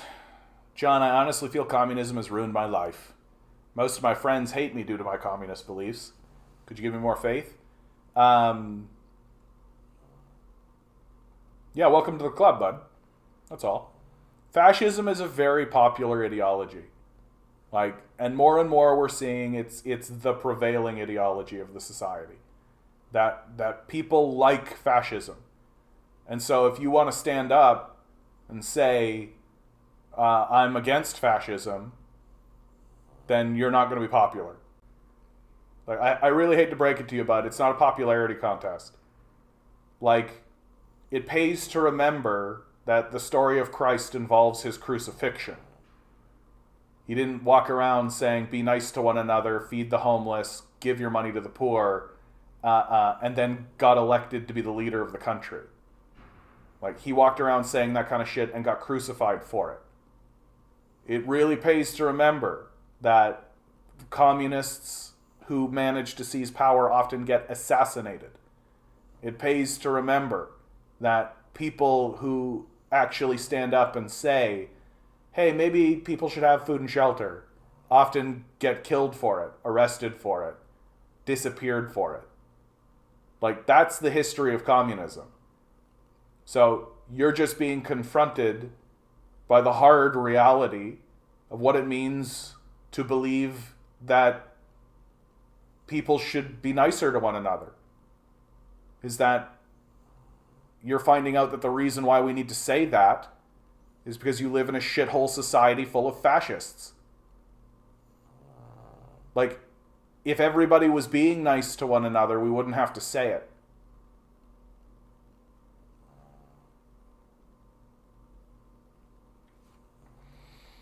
Competitive business model, Amazon, sell products for less than what they're worth, destroy all competition, sell crap that doesn't work, straight to landfill, government bailout, space project, massive layoffs. Yeah.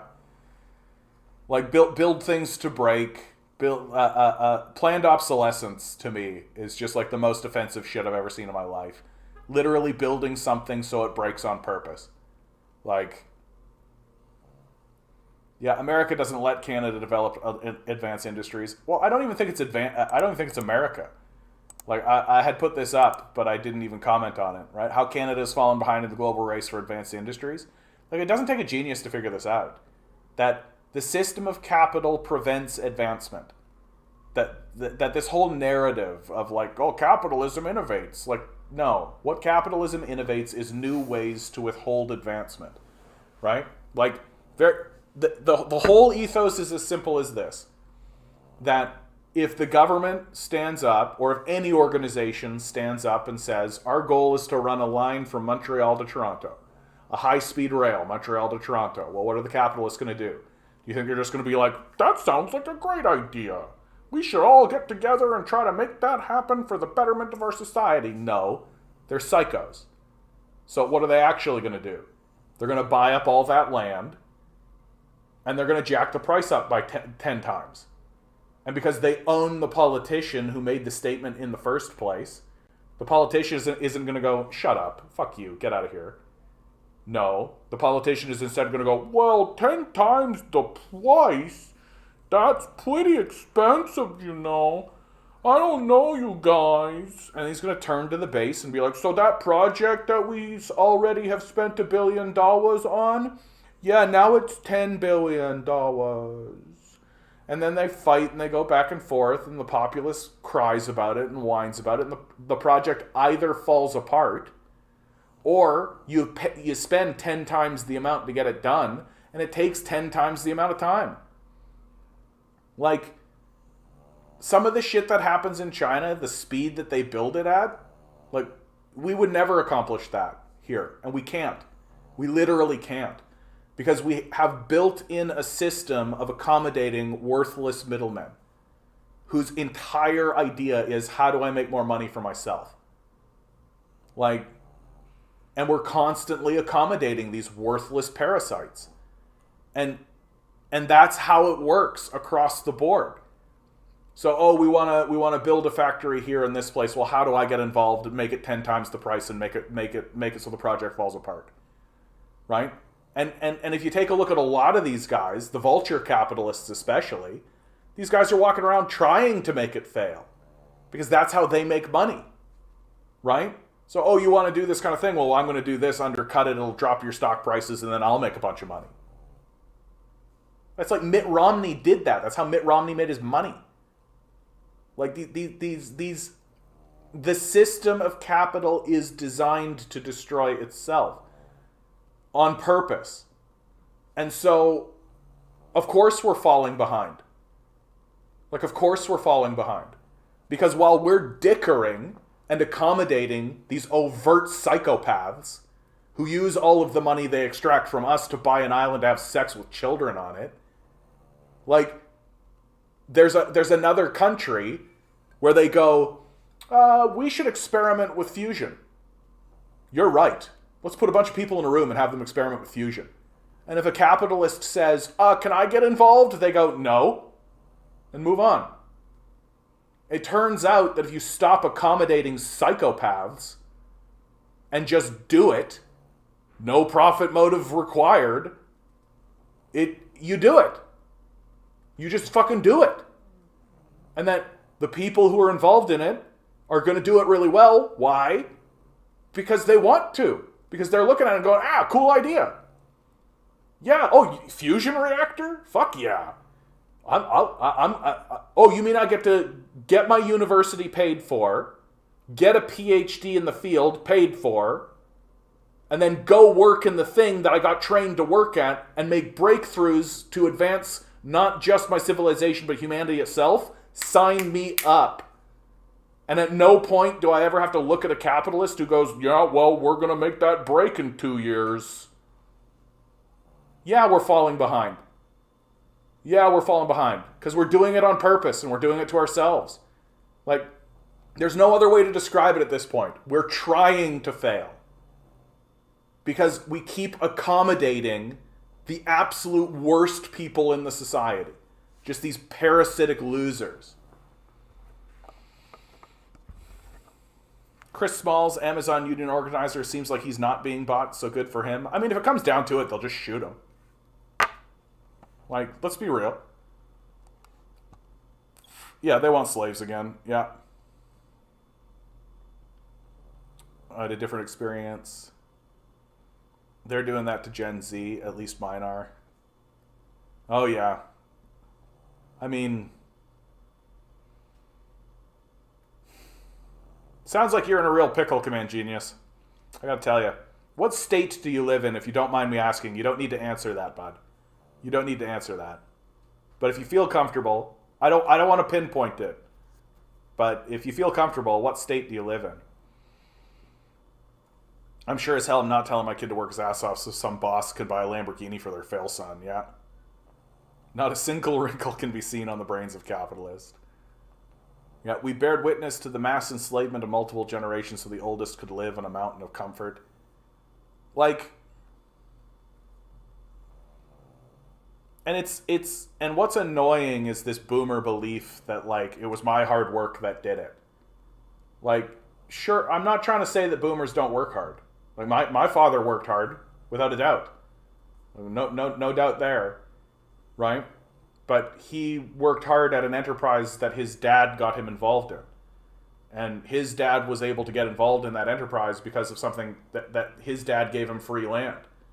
And his dad was able to give him free land because he himself was given free land. And then his dad was the person who emigrated to that area in the first place to get that free land because of the free land that he was given in Ontario. And then his dad was the person who emigrated from Britain and Ireland, or my ancestors are British, Scottish, Irish, and they all immigrated because of a government policy in order to have people immigrate to the New World and give them free land. So literally you have like a government policy of immigration, free land, immigration, free land. Free land went to son. Free land went to son.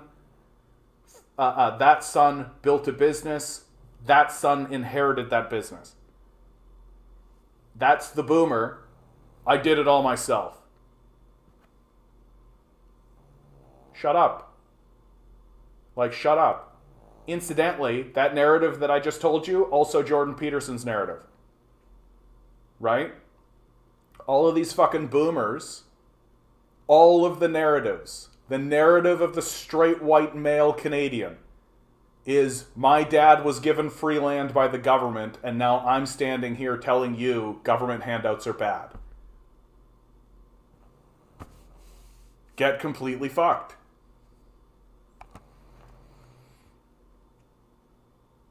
Someone saying no one will lay rail without compensation is nonsense. What they mean is they won't do it. There are millions of volunteers that work hard jobs for nothing. Well, and which isn't to say that the person who's not interested in laying rail for themselves, like, you'll do something else, right? Not everybody is interested in the same thing. It's how the whole thing works. Like, I used to work in funeral services. I don't know a lot of people who would do that even for the money. We have to give it to some boomers, though. There are at least a few of them that aren't all about the ideology of their majority. Yeah, hashtag not all boomers. Yeah, it's not an individualist issue. Like, you guys can have fun with this. Hashtag no tall boomers. No tall boomers. You assume that everyone would unite under a singular goal if they were told it was the best one by some central organizing authority. Not everybody, obviously. Like, and a singular goal, like, I assume that such an entity would be doing many things. And told it was the again, best one, like, because, like, you're talking about a society in which food and shelter is taken care of. That if such an organization stood up and said, we have an idea and we'd like to do it, and everybody said no, well, that's the end of that idea, isn't it? So the only way the idea actually works and propels forward is if the person proposing it can actually convince everybody that it's worth their effort and time. Right? And if they can't convince them that it's worth their effort and time, then it won't happen. Seems fine to me. Like, if this central organization that provides food and shelter to its citizens says, we want to erect a monument to the god Zorath, It'll take your entire life to build the monument to the god Zorath. And the monument shall be attained, and this is the thing that we are dedicating all of our life to, and everything shall be done for the god Zorath. Sacrifice your life to build the monument. I think lots of people would be like, probably not, bro. Like, nah. I'm just not going to show up. Like, I'm not going to show up. There's no punishment for not showing up, right? There's no, like, I'm not getting money for it. So I'm unconvinced. And for me, that's good enough. We don't need any incentivization outside of that, right? So there's an example of a shitty project that no one would get involved in. And your organization that proposed it, people will probably be like, that was stupid. What a dumb idea. Why are you even proposing such stupid garbage? Who are these people who are involved in this? Let's get rid of them in the next election. Like, chances are good that things that are proposed that are good, people will do. And things that are proposed that are not good, or that don't work, or are pointless, people won't do. And like, are there going to be weird little things that happen? Yeah. I think that's how the pyramids got built. That, like, there's just weird, like, you got a bunch of fucking people milling around and being like, we want to do something. Let's do some shit. Right? Let's just fucking do some shit. And was there slavery involved? For sure. For sure. But it's very clear that the entire culture got caught up in that. That everybody was like, let's fucking build these fucking things. Let's go, Egypt. Let's go, Egypt. Like, it's obvious that, like, the entire culture was focused on monument building. And it's obvious that everybody was involved in this. Like, and I genuinely think that if we proposed into the society, hey, we would like to build some cool monuments that have cool ideas and cool things, people will be like, yeah, cool shit. Let's go. Let's build cool shit. Not to the god Zorath, obviously. But just like, I don't know why we're opposing this idea of humans like cool things and to do things that are cool. Like, it seems weird to me.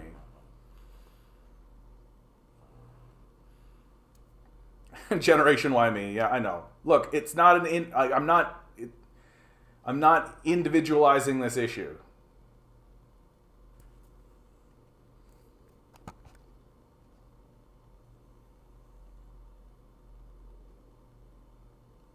Cultural values are downstream from the economic structure. Change the economy, change the people. Yeah, like that's Engels.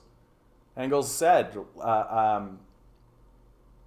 material conditions dictate human behavior, right? Like, if you take two people and put them in a room together with no food, and every day you just slide in enough for one person to survive, well, eventually they're going to kill each other. One's going to kill the other, right? So does that mean that human behavior is that humans kill each other? Well, under those conditions, sure. But if you were to slide enough food in so that both of them ate, well, they wouldn't kill each other. Why would they?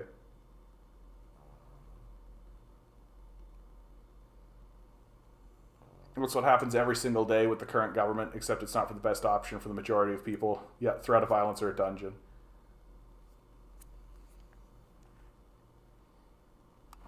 I know. I get talking about this boomer thing, and I know that I offend the individual boomers in the chat. It's not an individual critique. It's a critique of an entire generation, of an entire people.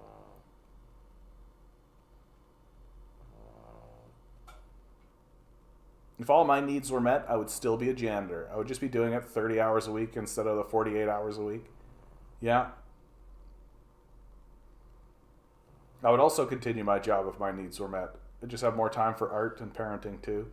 one of the things that I think that I would actually involve myself in, and I've definitely looked into it, is helping people die. I think that that's something that I would definitely involve myself in. And there is something that you can do called being a death doula, right? A death doula. And it's like a birth doula, right? So the role of the doula is to help ease the passage of birth, to help the mother, to help the baby, to help the medical professionals who are involved, to help make the process easier. Because it's a very traumatic thing that happens. It's a very intense thing at the very least. If you don't like the word trauma, it's very intense at the very least. And and I think that I would, and I still think I might. Like, if I were to take any schooling, I think right now, the thing that I would take would be these courses that exist to become a death doula, to help people get through this ridiculous passage from this plane of reality to whatever happens next. And I suspect, like, if I wanted to not get into the ideological part of it, I do suspect that a lot of it would be just, like, helping people get to the bathroom. Like, I think that that's basically what it would be. Like, a doctor doesn't want to help people get out of bed, get to the bathroom, right? Nurses don't really want to do that. And so you've got this other person who comes in and helps this guy get out of bed so he can go to the bathroom. But there's also the element of just, like, what are you doing here? Like, for real. Like, no, not trying to offend anybody, not trying to insult anybody, not trying to say, like, well, what are you doing here? Like, but for real. Like, if you're, like, 93, it takes you 2 hours to use the bathroom. It takes all the energy you have to get out of bed, walk to the bathroom, get on the toilet, use the bathroom, get back into bed, and then you go back to sleep. Why are you here? What's keeping you here, do you think? Why is it that you don't just close those eyes and leave? What is it that's driving you to actually get out of that bed? Even. Like, and I do genuinely believe that people hang on. I think that people hang on. And like I've seen people and heard so many stories from so many people who have told these stories of like my grandmother was like, she had lost her faculties. She was no longer there. And she's just sort of this physical husk, and she was in physical pain. And all we could think of is that she's just holding on to something. And so they had a ceremony. They brought in a Catholic priest because she was Catholic. And they had this departure ceremony. Kind of, and in a way, giving permission. Because I think one of the things that does happen is that people think, well, if I leave, like, people rely on me, right? I'm letting people down if I leave. Well, what if there's a problem and I can help them, right? I'm a person of means. I have money. I can help people. I can get involved in their problems. I can get involved in these sorts of things, and I think people do need to be given permission. That there's a great book called the Tibetan Book of the Dead that's full of these sorts of ceremonies, these ceremonies of passing, that is all about, like, giving people permission, letting people let go, no longer feeling the need to be engaged. Just take those fingers and pry them off. Let them go. And I think that's something that I would like to do. Because I do think that people hang around, like, way longer than they need to, and suffer for it. And that, to me, is the heart of it.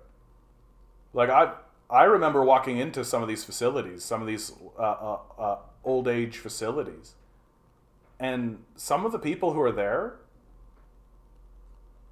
like, they're suffering.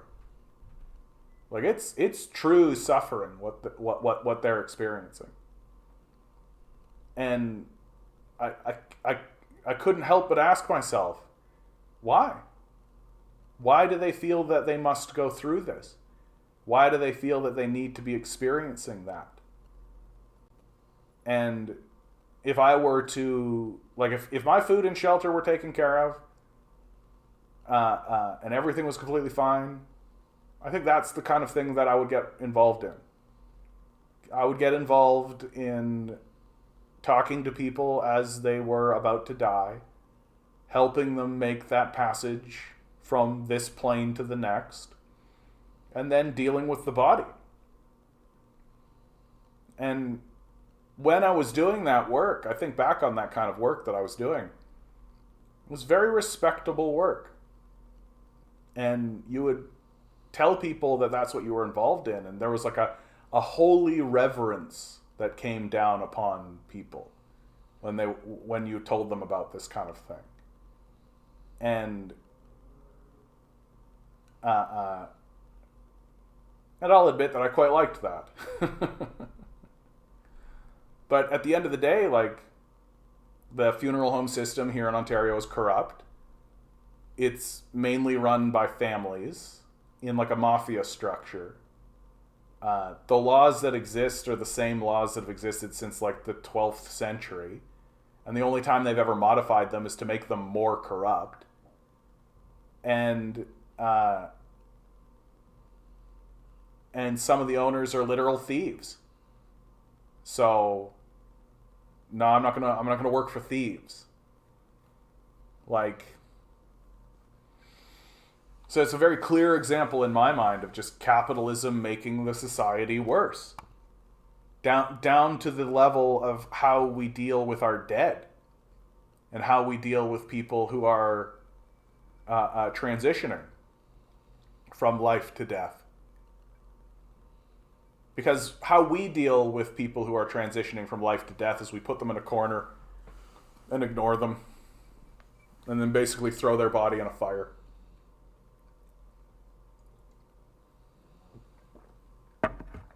The one positive thing that we do,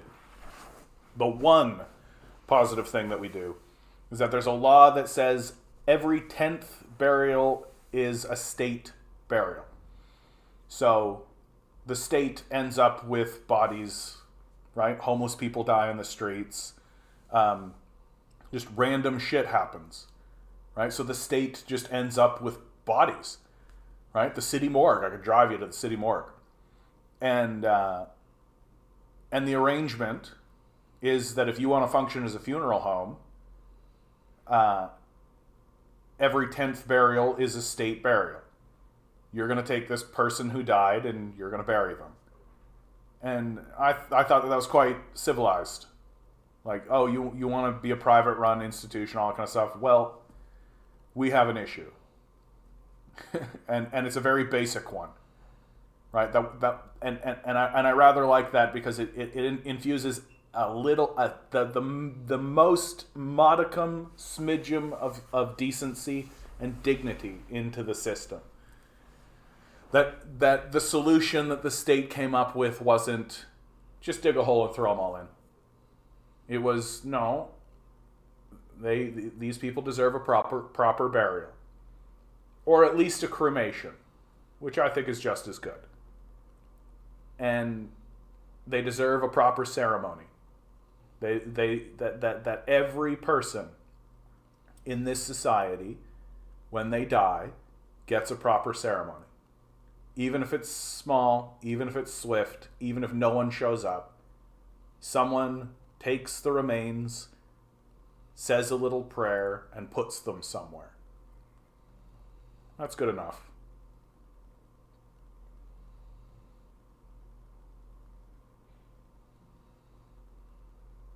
Yeah, I would also continue my job if my needs were met. I just have more time for art and parenting too. Yeah, you'd live a life, right? You'd realize that the amount of labor that we're putting into these pursuits is absurd, right? It's absurd what we're doing. Like, we don't need to work this hard to do this much. Like, we just don't.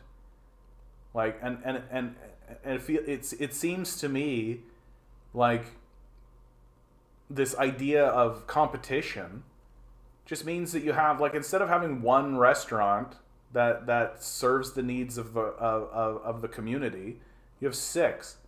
And everybody needs to have a job at these shitty restaurants. And so everybody's exhausted working at these shitty restaurants. And they're all competing with one another, trying to undercut one another, trying to fuck one other over. And then the most powerful people in the society end up being fucking Mr. Krabs. Like, John is goth as fuck. Yeah. Have a good one, radio. Broccoli cheddar rice. You know, I read recently that new archaeological evidence shows it wasn't slaves that built the pyramids, but workers in the off-season. Really? I've always sort of suspected that was the case. My keyboard fell down. I want to get my keyboard. I've always suspected that was kind of the case. Like, imagine even trying to organize a slave society like this.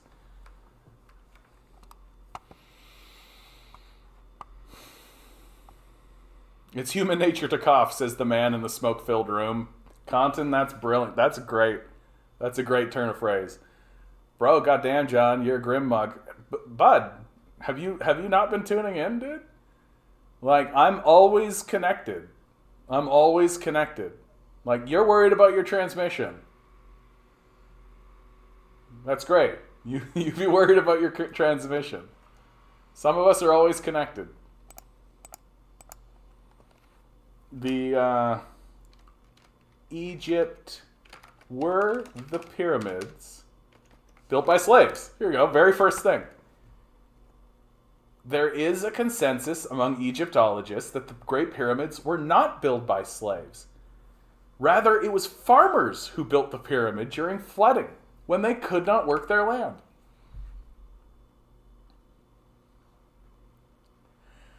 This actually makes a ton of sense. Like given the precision of the buildings, right? Like, it wasn't like just slaves were coming over and like dumping rocks, right? Like, how do you get somebody to like do precise measurements and do like kind of things and like make smooth cuts and do some? Well, you got like a guy with a whip. Measure faster, slave.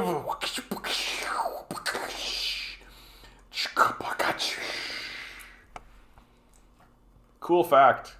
Cool fact. Heard about Benedict Cumberbatch and the Barbados? What's going on with Benedict Cheese and Slice? All these guys are fucking... I hope this is Cumberbitch. Did you mean to write Cumberbitch, by the way?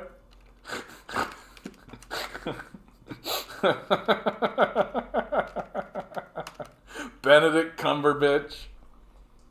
Oh, Benedict Cumberbatch's ancestors got rich from slavery in Barbados.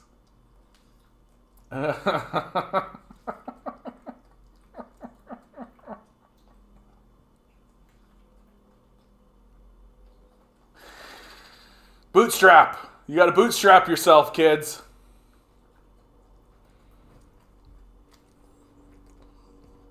Personally, I'm working on developing mini economies that to codify the needs so we can bypass capitalism. Some kinds of virtuous cycle that will scale to hundreds of families, open to ideas. Honestly, man, I just feel like all it really would take is for people to just start ripping up their lawns and planting gardens.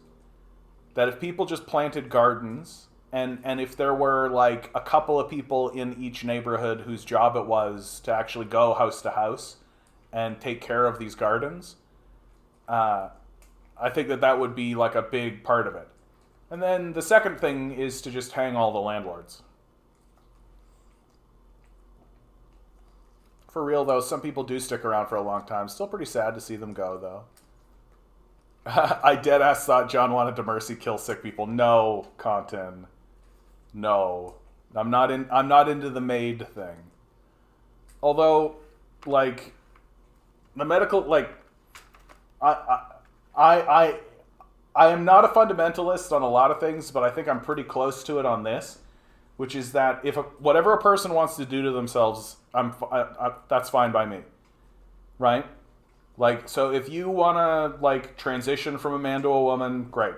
You want to get tattoos, great. You want to dye your hair, great. You want to kill yourself, great. Like, this place isn't that good. Like, it's not that nice. Like, the ethos of, like, suicide is a sin and you're going to hell if you do it is 100%, because it's like, we invested a lot for you to be a laborer for us, and we don't like that you can just take matters into your own hands. So, and what? We have to make the place nice for people? No, we'll just tell them they'll go to hell.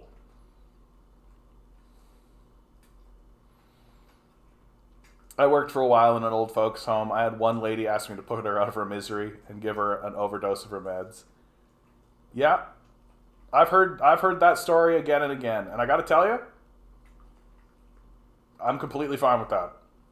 Like, something like the MAID system, the medically assisted dying system, if it was like people who were in old folks' homes who were like turned into bags of bones, and we're just like, I just want to get on with this, man. Like, let's go. Like, forget about this. Like how that's not too much different than like the like ice flow idea, or just like, you know, go hang out in the cold and freeze to death. You know, like it's not too much. Like, just because it's happening with medication doesn't mean it's much different than things we've always done. And like, look, we die. Like, we die. It's just true. And it's not a sin. It's not a sin to say, like, oh, goddamn, I'm in pain all the time. I'm over it. I'm out. Like, let's go. And I'd just be like, yeah, okay. Like, sure. What's the problem here? The problem with the MAID system is that there are people who are like, I do want to live. And I do think I can contribute. And I do think that there are things that I can do. But I know that if things carry on this way, I'm going to end up homeless. And I would rather die by my own hands than die in the street. And it's just like, yeah. Like, yeah. Like, if the choice is between dying out on the street or dying by your own hand, I think most people would make the choice, right? Like, I think it would be a very rare and specific individual who'd be like, bring on the streets, let's go. Like,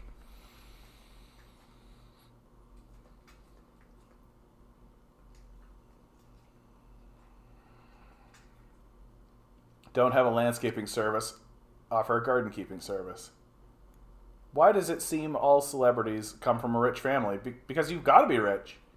Like, one of the things I learned by my time in the theater and my time in the arts is that the people who you know, like the celebrities that you know,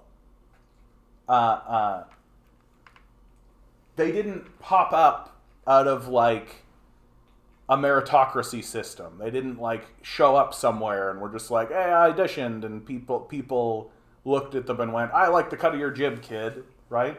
That the reason why you know who these people are is because they're connected to wealthy families. That like they are like these actors and actresses. Well, their parents are producers, right? It's no small coincidence. You think about, like, I think the most obvious example is someone like Drew Barrymore, right? Like, is Drew Barrymore the greatest actress that ever lived? No, but she's from the Barrymores, and the Barrymores are like royalty in Hollywood. Like, they're producers. They can make people famous. So yeah, they're gonna make their own daughter famous, right? And like it's and it's no small like mystery, right? Like, I have a son who went to Juilliard.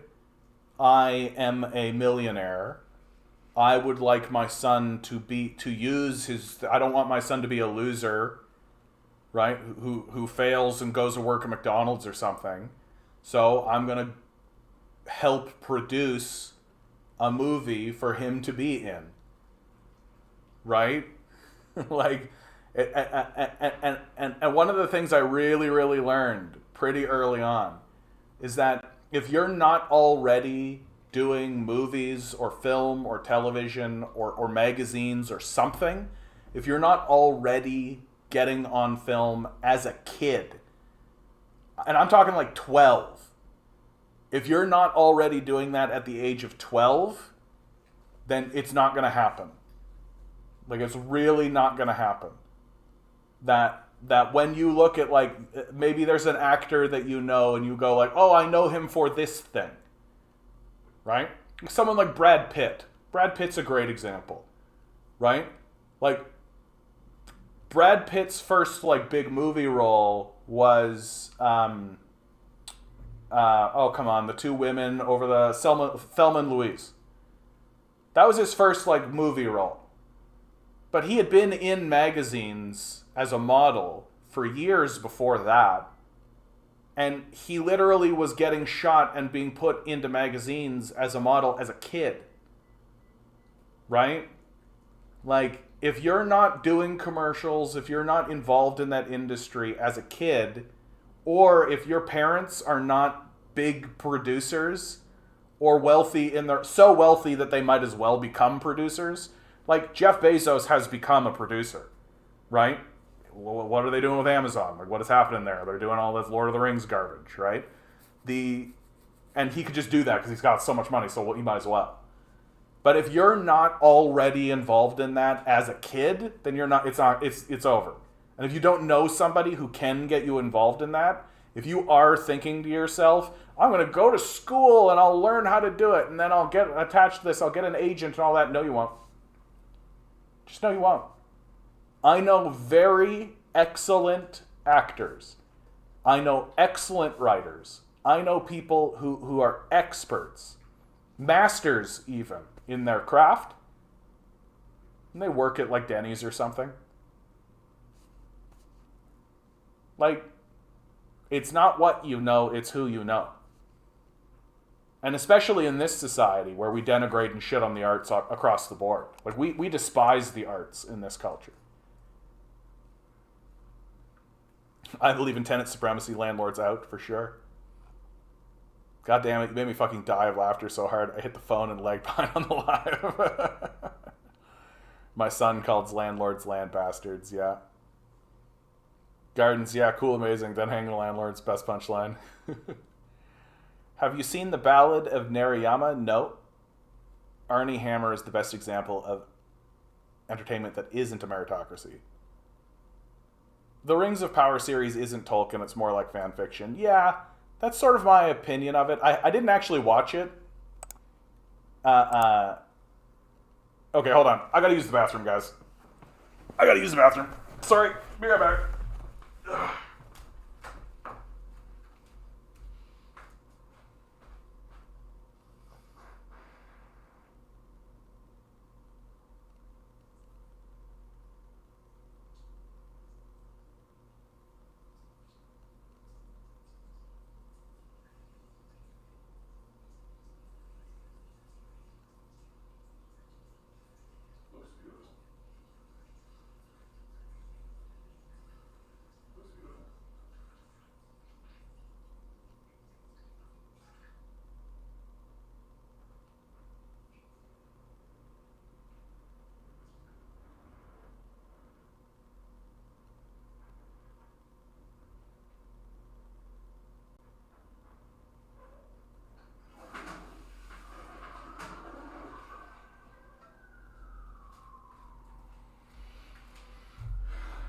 Yeah, you guys know me and my opinion on media. I don't get engaged in it. I don't get engaged in the media until it's like done and it's out, and then there's like a consensus. And one of the things that I've actually taken to doing is I'll find someone who is a real fan, right? So I'll just ask somebody like at work or something. Oh, what do you like? And if they say like, oh, I really like that Rings of Power thing. And I'll say, oh, okay, cool. And I'll start by saying something positive, right? So I'll say something like, It looks beautiful. Objectively true, right? Objectively true. Can't argue with that. The sets are beautiful, costumes are beautiful, the people are beautiful, right? Unarguable. If anybody were to say to me, like, I don't think that was good looking, I'd be like, okay, we can ignore your opinion. The looks beautiful. So that gets the person who just told me that they liked it to be like, oh yeah, great, yeah, it was beautiful, ha ha ha, in that kind of positive mindset. And then I'll ask them, what was the plot? What's the plot? And then they'll do something cute. Well, they'll be like, well, I don't want to spoil it. I don't want to spoil it, you know, spoiler alert. And I'll just be like, yeah, don't worry about that. Like, I don't, and then I'll say something like, my background is theater. I've seen a million stories. Chances are good I could tell you the story. But I'd like to hear it from you. And then people will tell you the story. Because most stories are not actually that difficult to tell in a Cole's Notes sort of a way. And the red flag for me is if someone tells you the story and it sounds like this. There's this character, and then this character goes here, and then this happens, and then this happens, and then this happens, and then the movie ends. Or the story ends. And if they never say, but then, however, suddenly, if they just say, and then, and then, and then, and then, because then they're not telling you a story, they're listing a series of events that happened. Right? Because a story has elements and moments that contradict one another. Or, if not contradict one another, reveals hurdles. Things get in the way of the protagonist. Difficulties arise that the protagonist has to... that changes what the protagonist is doing. And the journey the protagonist goes along in a properly told story involves one of growth and change, where the character actually experiences something internally, and their perception of what happens or what has happened to them shifts and changes in some way. And that rarely happens in modern storytelling. Most stories are just, there's this character, and then he goes here, and then this happens, and then this happens, and then this happens, and then he defeats the bad guy, and that's the end of the story. Great. And that's sort of my opinion of the Rings of Power. It's like, there's a lot of and-thens. Not a lot of like, but, however, they learned that, you know? And also one of the things that I think really kind of, I get a little bit like grumbly faced about is when they put things into stories as if I'm dumb.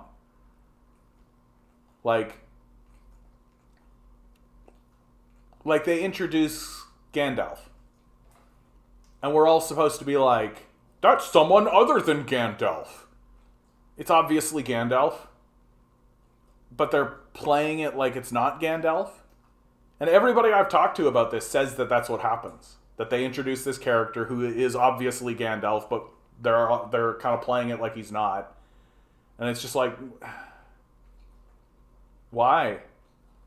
Why are you doing that? And fundamentally, I gotta say, the thing that I've got with the Rings of Power is kind of what you said right at the beginning. Like, it's more like fan fiction. It's like, I don't actually care to know about the backstory of these characters. And that's kind of what it looks like it is. It's just kind of like a backstory, like a world building, if you want to go that far. But like it's like you get like a lot of Galadriel. You get some more Gandalf. You get like it's kind of like origin storying. There's a lot of here's the origin story for this character in this franchise. And I got to tell you, if you really were to invest into that, I think it weakens the overall story. That a big part of what makes those characters interesting and powerful and intriguing is their mystery. That someone like Gandalf has a lot of mystery surrounding him. Someone like Galadriel has a lot of mystery surrounding her. And someone like Sauron has a lot of mystery surrounding him. And this connects them to larger psychological phenomenon inside of humanity. That humans are... humans sort of build their own narratives about these characters. And the less they know, the less you know about someone like Sauron, the less you know about someone like Galadriel, the more they become the thing that they're meant to represent. Right? And the more you entrench them in the mundane and fill their story with mundanity, well, the less interesting they become, frankly. So that when you encounter, when you're reading Lord of the Rings or watching Lord of the Rings or however you're interacting with Lord of the Rings, and Frodo and the gang encounter Galadriel, well, instead of it being this like mysterious, beautiful waif of an elf, eternal and glorious, it's this like Midland girl who you hung out with for a little while. You know? And so instead of having this distance from the character, instead of having the distance from the character that Frodo has, right? And experiencing the story like Frodo does, well, suddenly now you're seeing it from Galadriel's position, and so you're seeing Frodo from Galadriel's position. And I just think it weakens... It weakens the art. Like if you were to read the Bible and find out that the Archangel Michael, got constipated on Tuesdays or something, sort of takes away some of the majesty, takes away some of the power. Like, they make like a fan fiction and you find out that Jesus Christ was just like a real anti-Semite. No, that's a terrible example. But like, you find out that Jesus is like a really good bowler. And you have like a really good story about him and a bowling team. You know? Archangel Gabriel knew the Archangel Michael, and frankly, he didn't care for him. No, I think that's true, actually. I think that's actually canonical. Because the Archangel... Wow, I did it in speech. I said it. Usually you only typed that shit out. I literally said angle.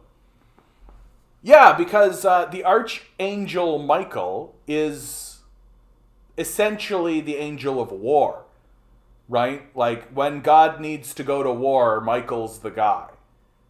And Gabriel is the angel who is the voice of God. So he's more like an artsy-fartsy kind of a person. So it's the difference between diplomacy and war. And so, of course, these two forces are not going to be completely kosher with one another. Right? Of course, they're going to kind of look at one another and be a little bit like, war, eh? Diplomacy, eh? Like, I think that's Milton. John Milton. John Milton, by the way, for those of you who aren't in the know, like, imagine writing so well Like, imagine writing a piece of fan fiction that was so well done and so acceptable that many people think that your fan fiction is actually canonical, is actually part of the original text. That John Milton writes a story that is about the fall of Lucifer, it's about the fall of the devil from heaven. It's not in the Bible, right? The fall of Lucifer from heaven it's like mentioned once in like a passing thing. I think in like Isaiah, it's like, oh, morning star which fell from the grace of heaven, and that's literally it. There's no story. It's just this like passing, grazing sort of concept in the Bible that John Milton takes and is like, no, let's do it. Like the story of the fall of the devil. And he takes that idea and he wraps it into so the serpent in the story of Adam and Eve is the devil. Because the serpent, by the way, in the story of Adam and Eve isn't the devil in the Bible. It's just the serpent, right? And so it's John Milton that makes that serpent the devil. And then he takes all of the appearances. So when the devil shows up to bibbidi-bobbidi-boo, when the devil shows up to Jesus to tempt him, he tells this story, and so he connects all of these sort of disparate stories to create a fan fiction story that's centered around Lucifer and his fall from heaven. And it's where lines like, it's better to rule in hell than serve in heaven. That's from John Milton's Paradise Lost. And it's this text that's like so impressive to me,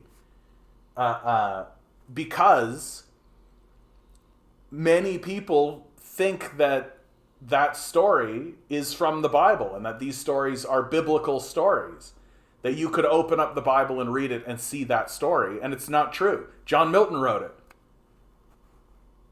And moreover, he wrote a lot of it while he was blind with a quill. Like, you talk about people doing cool shit without the profit motive. Dogma was the New Testament. Matt DeMarco. Yeah. Yes, exactly. Dogma. Kevin Smith's Dogma, for sure. Absolute canon. Absolutely. I loved that the Catholics got pissed off about that movie, dude. I loved that. I always thought, even when I was like a hardcore fundamentalist Christian, I always thought that like God or Jesus or any of these guys would look at it and be like, this is hilarious. You know what show I feel like really nails it? Supernatural. You want to talk about a show that, you know, you die and you go to heaven and you start talking to God, and God would be like, oh yeah, Supernatural, that show's the best. Passion of the Christ had a similar effect, but nowhere as long. Well, Passion of the Christ, truly the Passion of the Christ was just torture porn. Like, really. Like, I've seen Passion of the Christ twice. The first time I watched it, I was like a fundy Christian, and it was hard to watch, but it had something of an impact, right? Because, you know, this is my Savior, and this is Christ, and this is this kind of thing. And then I watched it again with an understanding like this is just a guy, and it was horrifying. Like it's gruesome. Like, once you distill out the essence of divinity, once you distill out the idea of the heart of the story, which is that this is God born on earth, right? And you just recognize like this is just a dude, and that's all it is. He's just a dude. It's really fucking brutal, and you kind of like about like half hour in, you're like, why am I fucking watching this? Why in the fuck am I watching this? This is brutal. This is brutal, brutal, brutal, brutal. And like, at the same time, I like kind of feel like Christianity needed it. Like, it's interesting. Like, The Passion of the Christ is an interesting film for this, for all of these reasons. Like, I do think that modern Christianity kind of needed it. That it needed to have this like more grounded image or more grounded story. It's not a story. Like, it's not a story. Like, The Passion of Christ is not a story. It's like an augmentation to the story. That like I think probably the best version or the best telling of the story of Christ on film is the Willem Dafoe version.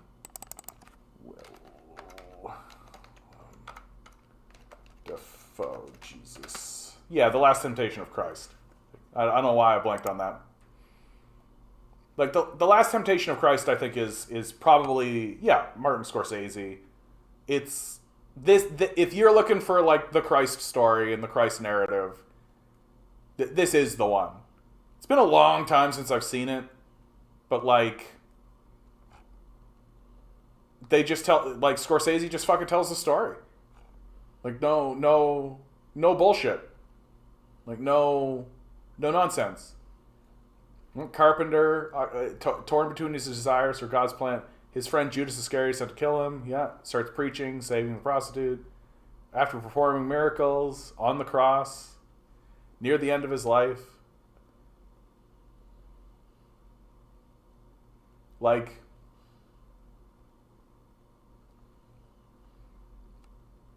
and then of course they introduce the idea that he survives it, which is always fun. But like,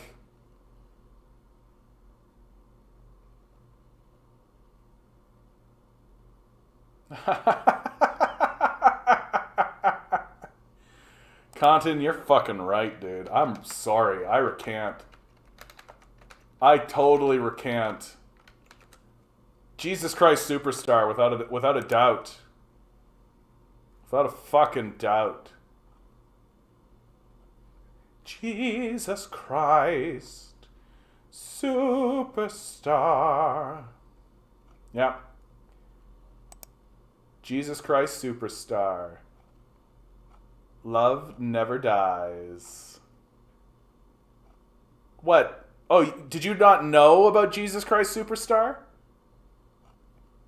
No, Jesus Christ Superstar is a musical made by Andrew Lloyd Webber, the same guy who made Phantom of the Opera and Cats. Thank you very much. He made a musical about Jesus Christ. Oh, no, yeah, it's Andrew Lloyd Webber. No, dude. Andrew Lloyd Webber is solid. Like, if you are going to go see an Andrew Lloyd Webber show, you're going to have a great time. You're going to have a great time. Dude, this is actually playing in Toronto right now. I should just go. I should just get tickets and just go. I don't know why I think to myself, like, I'm not going to go to that. I should just go. I think it'd be a great time. No, Jesus Christ Superstar. No, it's not a meme. This is a real musical that is currently playing here in Toronto, made by Andrew Lloyd Webber, the same man that made Phantom of the Opera and Cats. Straight up. Which, by the way, Cats as a Broadway musical is a fucking great time. It is a fucking great time. Yeah, Phantom of the Opera is fantastic, dude. When I was a kid, Phantom of the Opera was my jam. I like literally like, I was like a choir kid, right? So I sang in choirs, and I would sing like Phantom of the Opera, like nighttime sharpens, heightens each sensation. Open up your mind, let your fantasies unwind. Yeah, Phantom. And, yeah, Masquerade, a total banger. You're absolutely... Masquerade! For sure. And and what happened to me as a kid, I was like 14, and Phantom of the Opera came into Winnipeg, because I'm in Manitoba at the time. And I'm like, Ma, you gotta take me. Can we go? And Mom, I think, just like misunderstood. Nice voice. Thank you, Swirling Dervish. I appreciate that. That's kind of you to say. I know. And the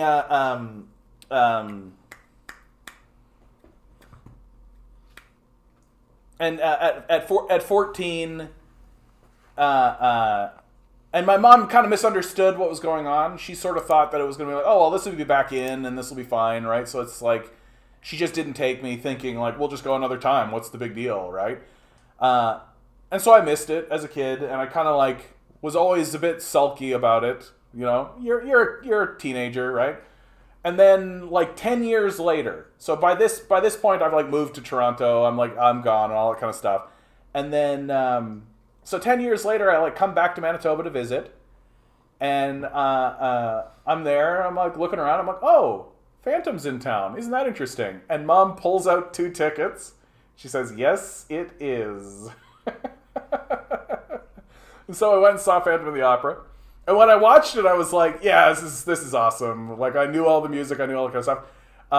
And I know that as a 14-year-old, I would have been like blown away by it. But as like a 25-year-old, you know, I might have been even a little older than that. I was like, yeah, this is great. This is great. Jesus Christ, superstar. Yeah. And I will 100% defend Cats as a Broadway musical. The movie was a fucking disaster, but Cats as a Broadway musical, I think my favorite thing that was ever said about Cats, the Broadway musical, was somebody, I think one of the producers was telling the story, talking about, so I was talking to Andrew, and I was like, Andrew, what is this? Like, is this cat supposed to represent like the Queen? And are you making a commentary on like the Pope here? What is it you're trying to do here? And then Andrew just looked at me and he said, it's just cats.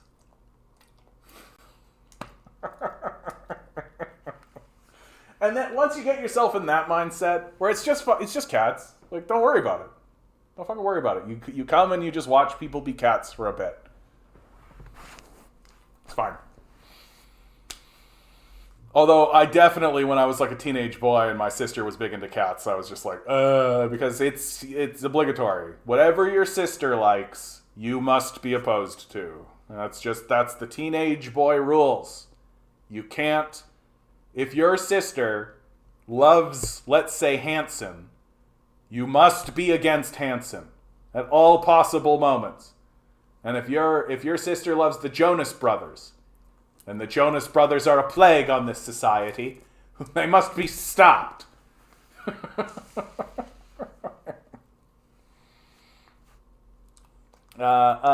Command Genius, are there any protests near Toronto that I can participate in? Not right now, dude, because winter. Simple as that. Nobody protests in the winter time. The real protest season is the spring. That's the real protest season. It's like how there's a war season, right? Like there's a protest season, and it's the spring, because people have all this pent up energy. People have all this pent up, like, now is the time to plan, right? That you want to take the winter to plan a protest, and so you create flyers and you take all your free time that you have in the winter when you're huddled down to plan a protest. And then the springtime comes, and that's when you do the protest. And then the summertime, you live your fucking life. And maybe there are protests throughout that period of time. And then the fall, you deal with the fallout. And then the winter, you go back to planning. And that's generally the structure of how it works. So if you want to get involved in protests, And unfortunately, dude, you are in a very weird moment when it comes to protests, because not only has like the far right taken up protest movements, and so it's really given liberals a kind of like, ooh, protests are icky sort of vibe, right? Like, the largest protest movements that existed through the COVID period were the anti-COVID protests and then the Freedom Convoy, which both of which were far-right movements. And so liberals who are like, pretty far to the right themselves, but like to believe that they're different, kind of have a little bit of a like ickiness towards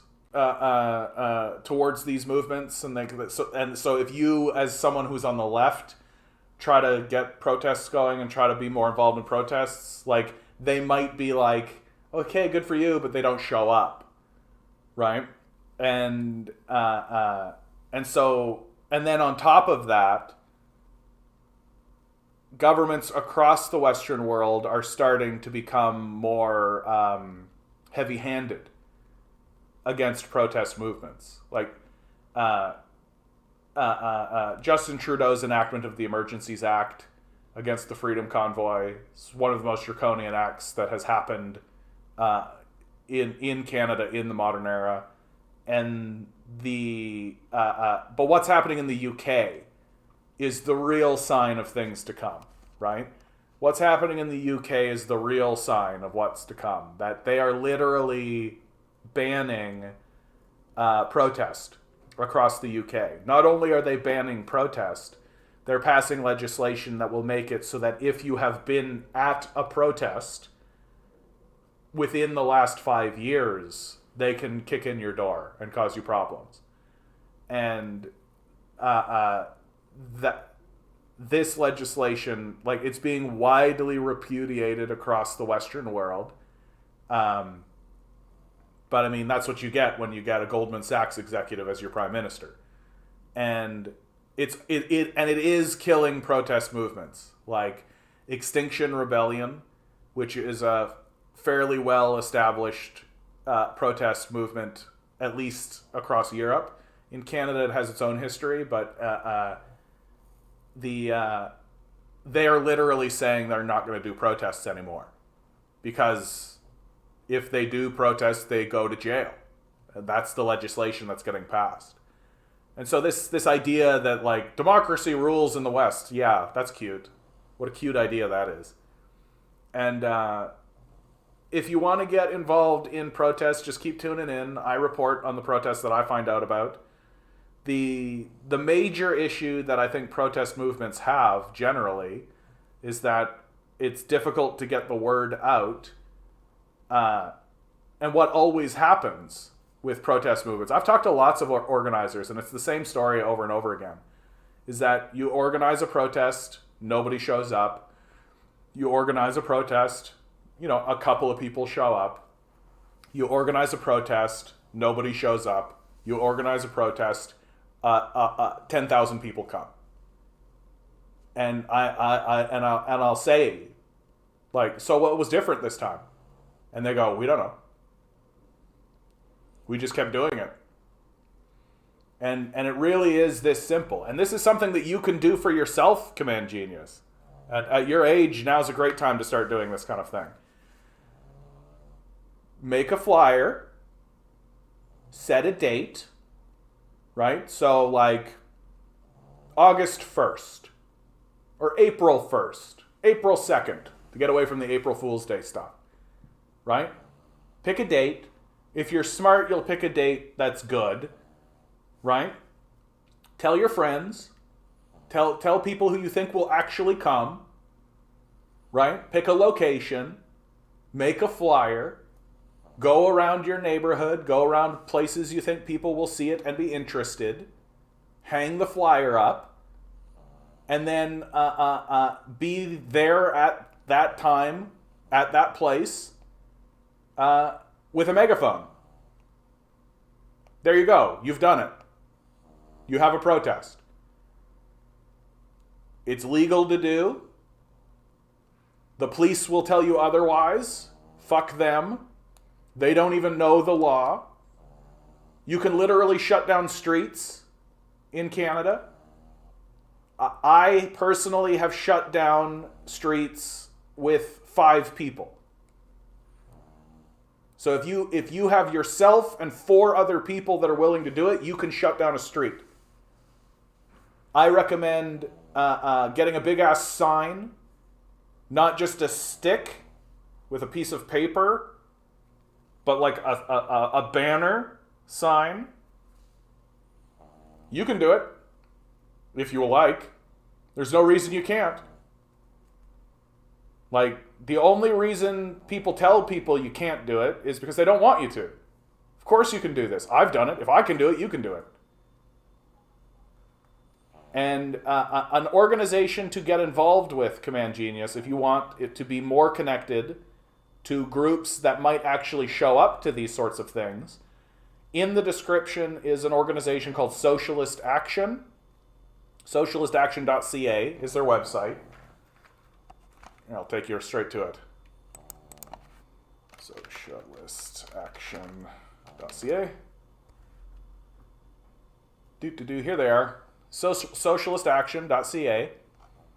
I myself am involved in this organization. There's Barry right there. That's Alex. I'm blanking on some of the names. Good people, good organizers, strong-willed. They're a Trotskyist organization. So they're really about Trotsky. But my opinion on that is I don't care. When we hold protests, they come. And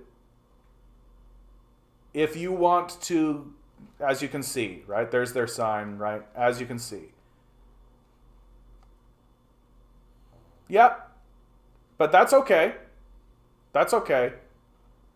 Like, honestly, like, don't get too hung up on it. And the reason why I say don't get too hung up on it is very simply that at this stage in the game, we simply cannot afford to pick and choose. Straight up. Like, we simply cannot afford to be like, oh, they're anarchists. Oh, they're Stalinists. Oh, they're Trotskyists. Oh, we can't afford to be doing any of that. We have to say who is willing to show up. That when the protest happens, when the feet are on the pavement, when we are standing in front of the line of police, when we are there to push and be pushed, when the fight is happening, who shows up? You know who shows up? These guys. How do I know? Because I've seen it. Again and again and again, I've seen it. No.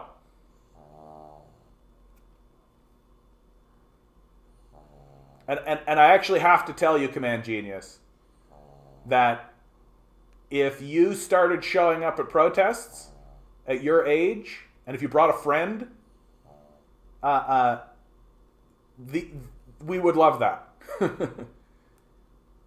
Yes. And you know why? Because leftists understand better than capitalists that you are actually the future of this whole thing. Like, I know it seems trite to say that the youth are the future, but it's absolutely, fundamentally, the truth. And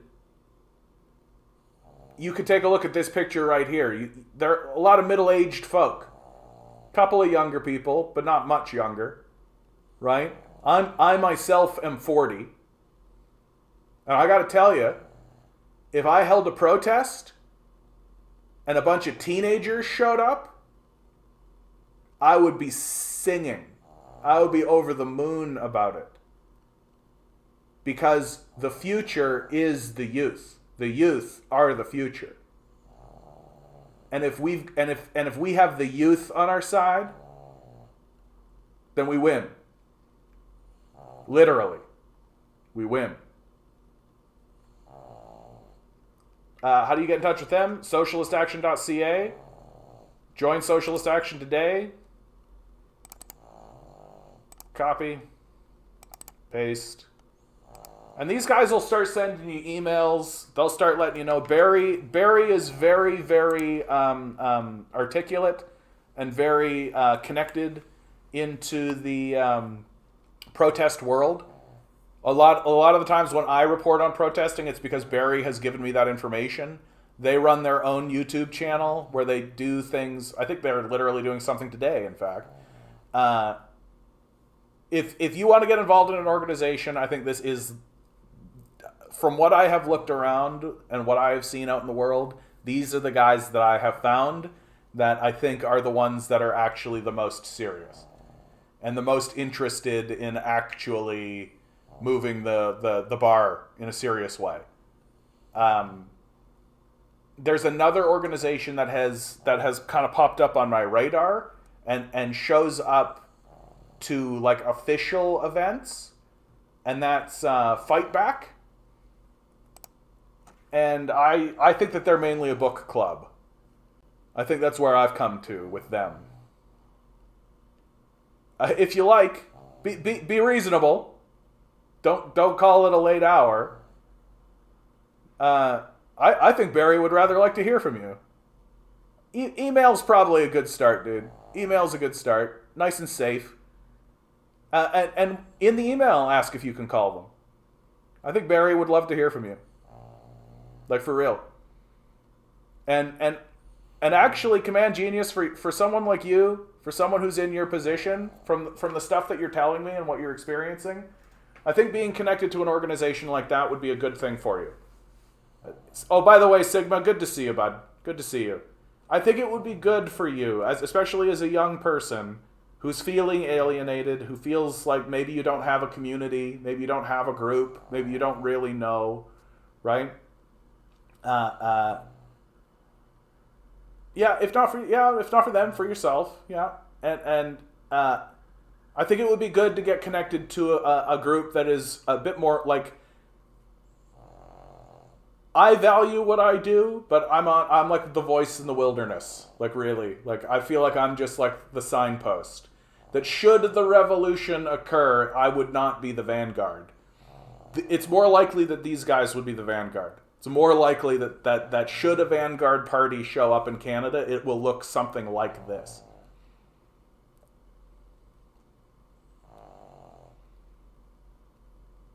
Vladimir.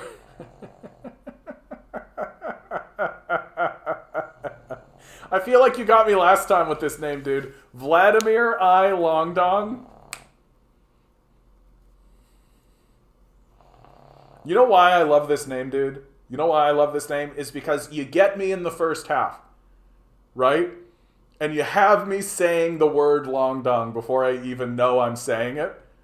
So it's just like Vladimir. Oh, Vladimir, nice, powerful, strong, like Vladimir Lenin, right? And I feel like that's where I'm gonna end up. And you even have the L, you piece of shit. You even have the L, you fucking sneaky shit.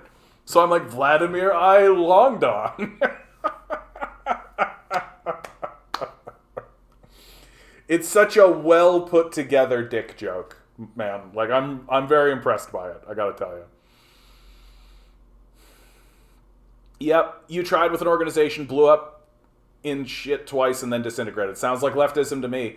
Another reason why I think recommending socialist action is a good idea, because it seems to me like they're stable.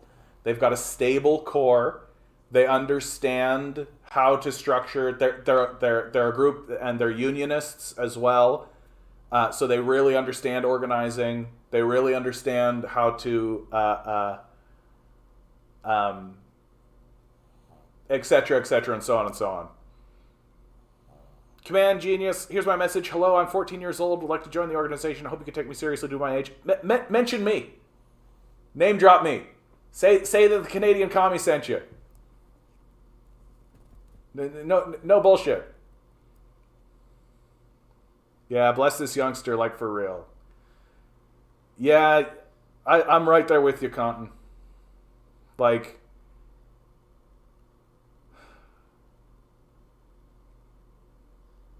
this is what this is. This is why I do this command. That I'm doing this in the hope. Like, I'm a tired old man. Like, I'm 40. It's a pain in the ass just sort of being here. Really. And my hope is just if I can just be that light post to point the way. If that's all that this ends up being, just a light post to point the way. And if not, to an organization that does a kind of thing and so on and so forth, at least to your own growth as a communist, your own growth within leftism.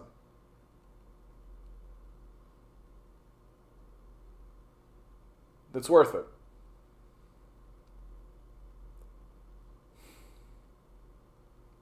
Because that is the truth. If we win the youth, we win the day. That's the truth. And that's what's got these psychopaths scared. That these psychos are not afraid of anything except that they're losing the young.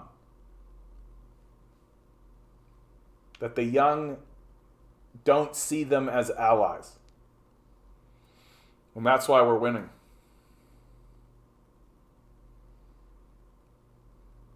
Greetings. I am interested in learning more about your organization. Would there be a way to get in better contact with those whose quadrants these events, so I may learn? With those who... Workplace and technical writing is a fun course. I'm honestly surprised that a 14-year-old managed to beat the algorithm to find this channel. I think it was through TikTok, wasn't it? Command? How did you find this channel, bud? Was it through TikTok? I'm actually curious about that myself. Because I am trying to grow this thing. And I've been shadow banned. Like, YouTube doesn't spread me around.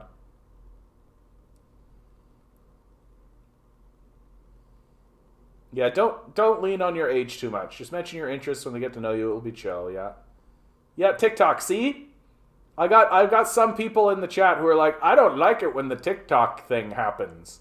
When you do the TikTok, it's a worse thing. And it is. Like it is. The TikTok streams are undeniably worse. When has China ever? When has communism ever worked? Name one time. Name 10 books. Remember that guy? That guy came in and he was like, name 10 books. I'm like, I don't know why that stuck with me so much. Where it's like, name 10 books. Like I'm a fucking golden retriever supposed to pick up a stick or something. And then all the Ronnie McNutt shit. Yeah, no, that's right, Command G. That's my plan. And one of the things... I'll be so sad if this kid is just a Fed.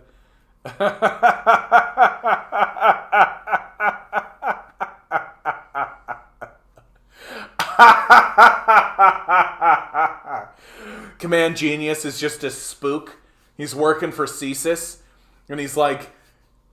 he's found me through the social medias, and he's like, let's see where this guy can take me.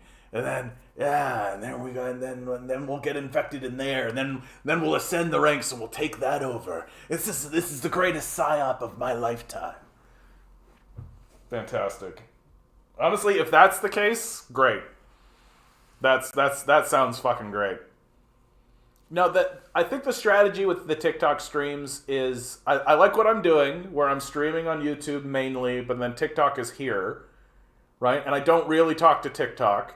And it drives people to the YouTube channel, right? So I get the TikTok stuff, and I make it explicit that I'm not talking to TikTok. Like, that's nuts. Anytime I look at the chat, it's crazy. And I actually think that the people who are, like, in for what I'm doing are like, yeah, bro. Like, for sure, correct. And sometimes people will come into the YouTube chat just to say that, just to be like, bro, the TikTok stream is crazy. And you're like, yeah, I know, right? Like, it's fucking wild. And so then I get a good amount of people come in who are the like, you just get the assholes, like the people who are there just to be like Ronnie McNutt. Like, well, I guess that's it. Like, mind blow emoji, right? That kind of thing. I cannot believe the Ronnie McNutt thing is persisting, right? I thought that would be gone by now, but it's persisting. I'm very, like, that's legendary. Like, that's legendary, dude. Like, we literally forgot about the Ukraine war because Will Smith slapped Chris Rock at the Oscars. Like, apparently Ronnie McNutt is just persisting through time and space. And but then also there's people like yourself, and you're not the only one who has come in from TikTok and has stuck around and asks questions and is starting to become more part of the community, which I think that's lovely. Whenever I see the flower emoji in your TikTok chat, I just imagine the CPC-ML flower, Communist Party of Canada, Marxist-Leninist. That's beautiful. That's beautiful. Dude, how do you guys know I'm not a Fed? Huh? How do you know that this isn't a psyop right here? Maybe I've been working for CSIS the whole time, and my job is to just funnel people into dead ends politically, huh? How do you know? How do you know?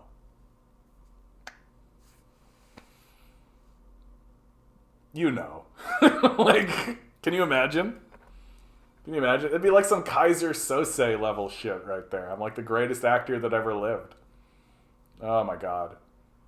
Well, I think we've reached the end of this one, guys. That was a beautiful stream. If the only thing that happens because of today's stream is that Command Genius sends that email off, then today was a very, very good day. Always remember, guys, each and every one of you is a quantum being walking around in quantum energy.